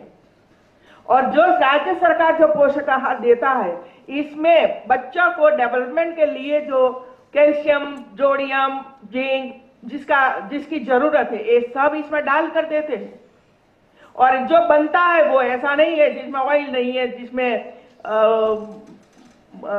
मिर्च वगैरह नहीं है, मसाला नहीं है, तो नहीं खाते हैं। लेकिन हमारा काम ये है कि ये पोषाहार है, इसमें वो है, बच्चे खाएंगे तो उसका डेवलपमेंट होगा, इसकी आंख तेज बनेगी, उसका कोई रोग नहीं होगा, कोई वो बीमारी नहीं होगी। ये कहना का काम हमारा है मित्रों, लेकिन हम बोलते ही नहीं है। तो मित्रों आज यूनिवर्सिटी ने काम अच्छा कर दिया है कि 50 गांव गोद लिया है और अभी आपको टीबी के बच्चों की गोद लेना है। और 50 गांव जो गोद लिया है इसमें जितने मरीज है टीबी के वो ले लो तो इसमें से काफी इसमें आ जाएंगे, दूर जाना ही नहीं पड़ेगा। लेकिन मैं मानती हूं कि हमारा दायित्व बनता है कि हम एक बच्चे को गोद लेते हुए पूरे जौनपुर जनपद को टीबी से मुक्त कराए। हमारे प्रधानमंत्री ने तो ये कहा है कि 2025 तक हम भारत को टीबी मुक्त बनाएंगे। लेकिन जो ताकत यूपी में है मित्रों, वो देखते हुए मैं मानती हूं कि 2023-24 में ही हम हमारे यूपी को टीबी मुक्त बना सकते हैं। आप सबको पुनः बधाई देती हूं और अच्छे भविष्य की कल्पना करते हुए आप आगे बढ़िए और जीवन में संकल्प करिए कि जो समस्याएं मेरे जीवन में आएगी उसको मैं दूर करूंगा, लेकिन कोई ऐसा काम नहीं करूंगा कि जिसकी वजह से मेरे परिवार की या मेरे समाज की या मेरे देश की बेआबरू हो। ऐसा कोई काम मैं जीवन में नहीं करूंगा। ऐसे शपथ लेकर आप जाइए। आप सबको बहुत बहुत बधाई। धन्यवाद। बहुत बहुत धन्यवाद माननीय कुलाधिपति जी। मैं माननीय कुलपति जी से सादर निवेदन करता हूं कि वे आज के दीक्षांत समारोह के समापन की घोषणा करने हेतु माननीय कुलाधिपति जी से निवेदन करने की कृपा करें। माननीय कुलपति जी। धन्यवाद। मैं माननीय कुलाधिपति जी से सादर निवेदन करती हूँ कि दीक्षांत समारोह के समापन की घोषणा करने की कृपा करें।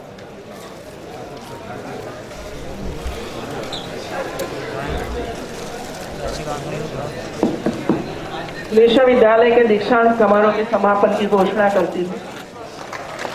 बहुत बहुत धन्यवाद माननीय कुलाधिपति जी। कार्यक्रम स्थल पर उपस्थित सभी महानुभावों से अनुरोध है कि वे राष्ट्रगान हेतु अपने अपने स्थान पर खड़े होने का कष्ट करें। विद्यार्थी राष्ट्रगान प्रारंभ करें। विनायक जय हे भारत भाग्य विधाता पंजाब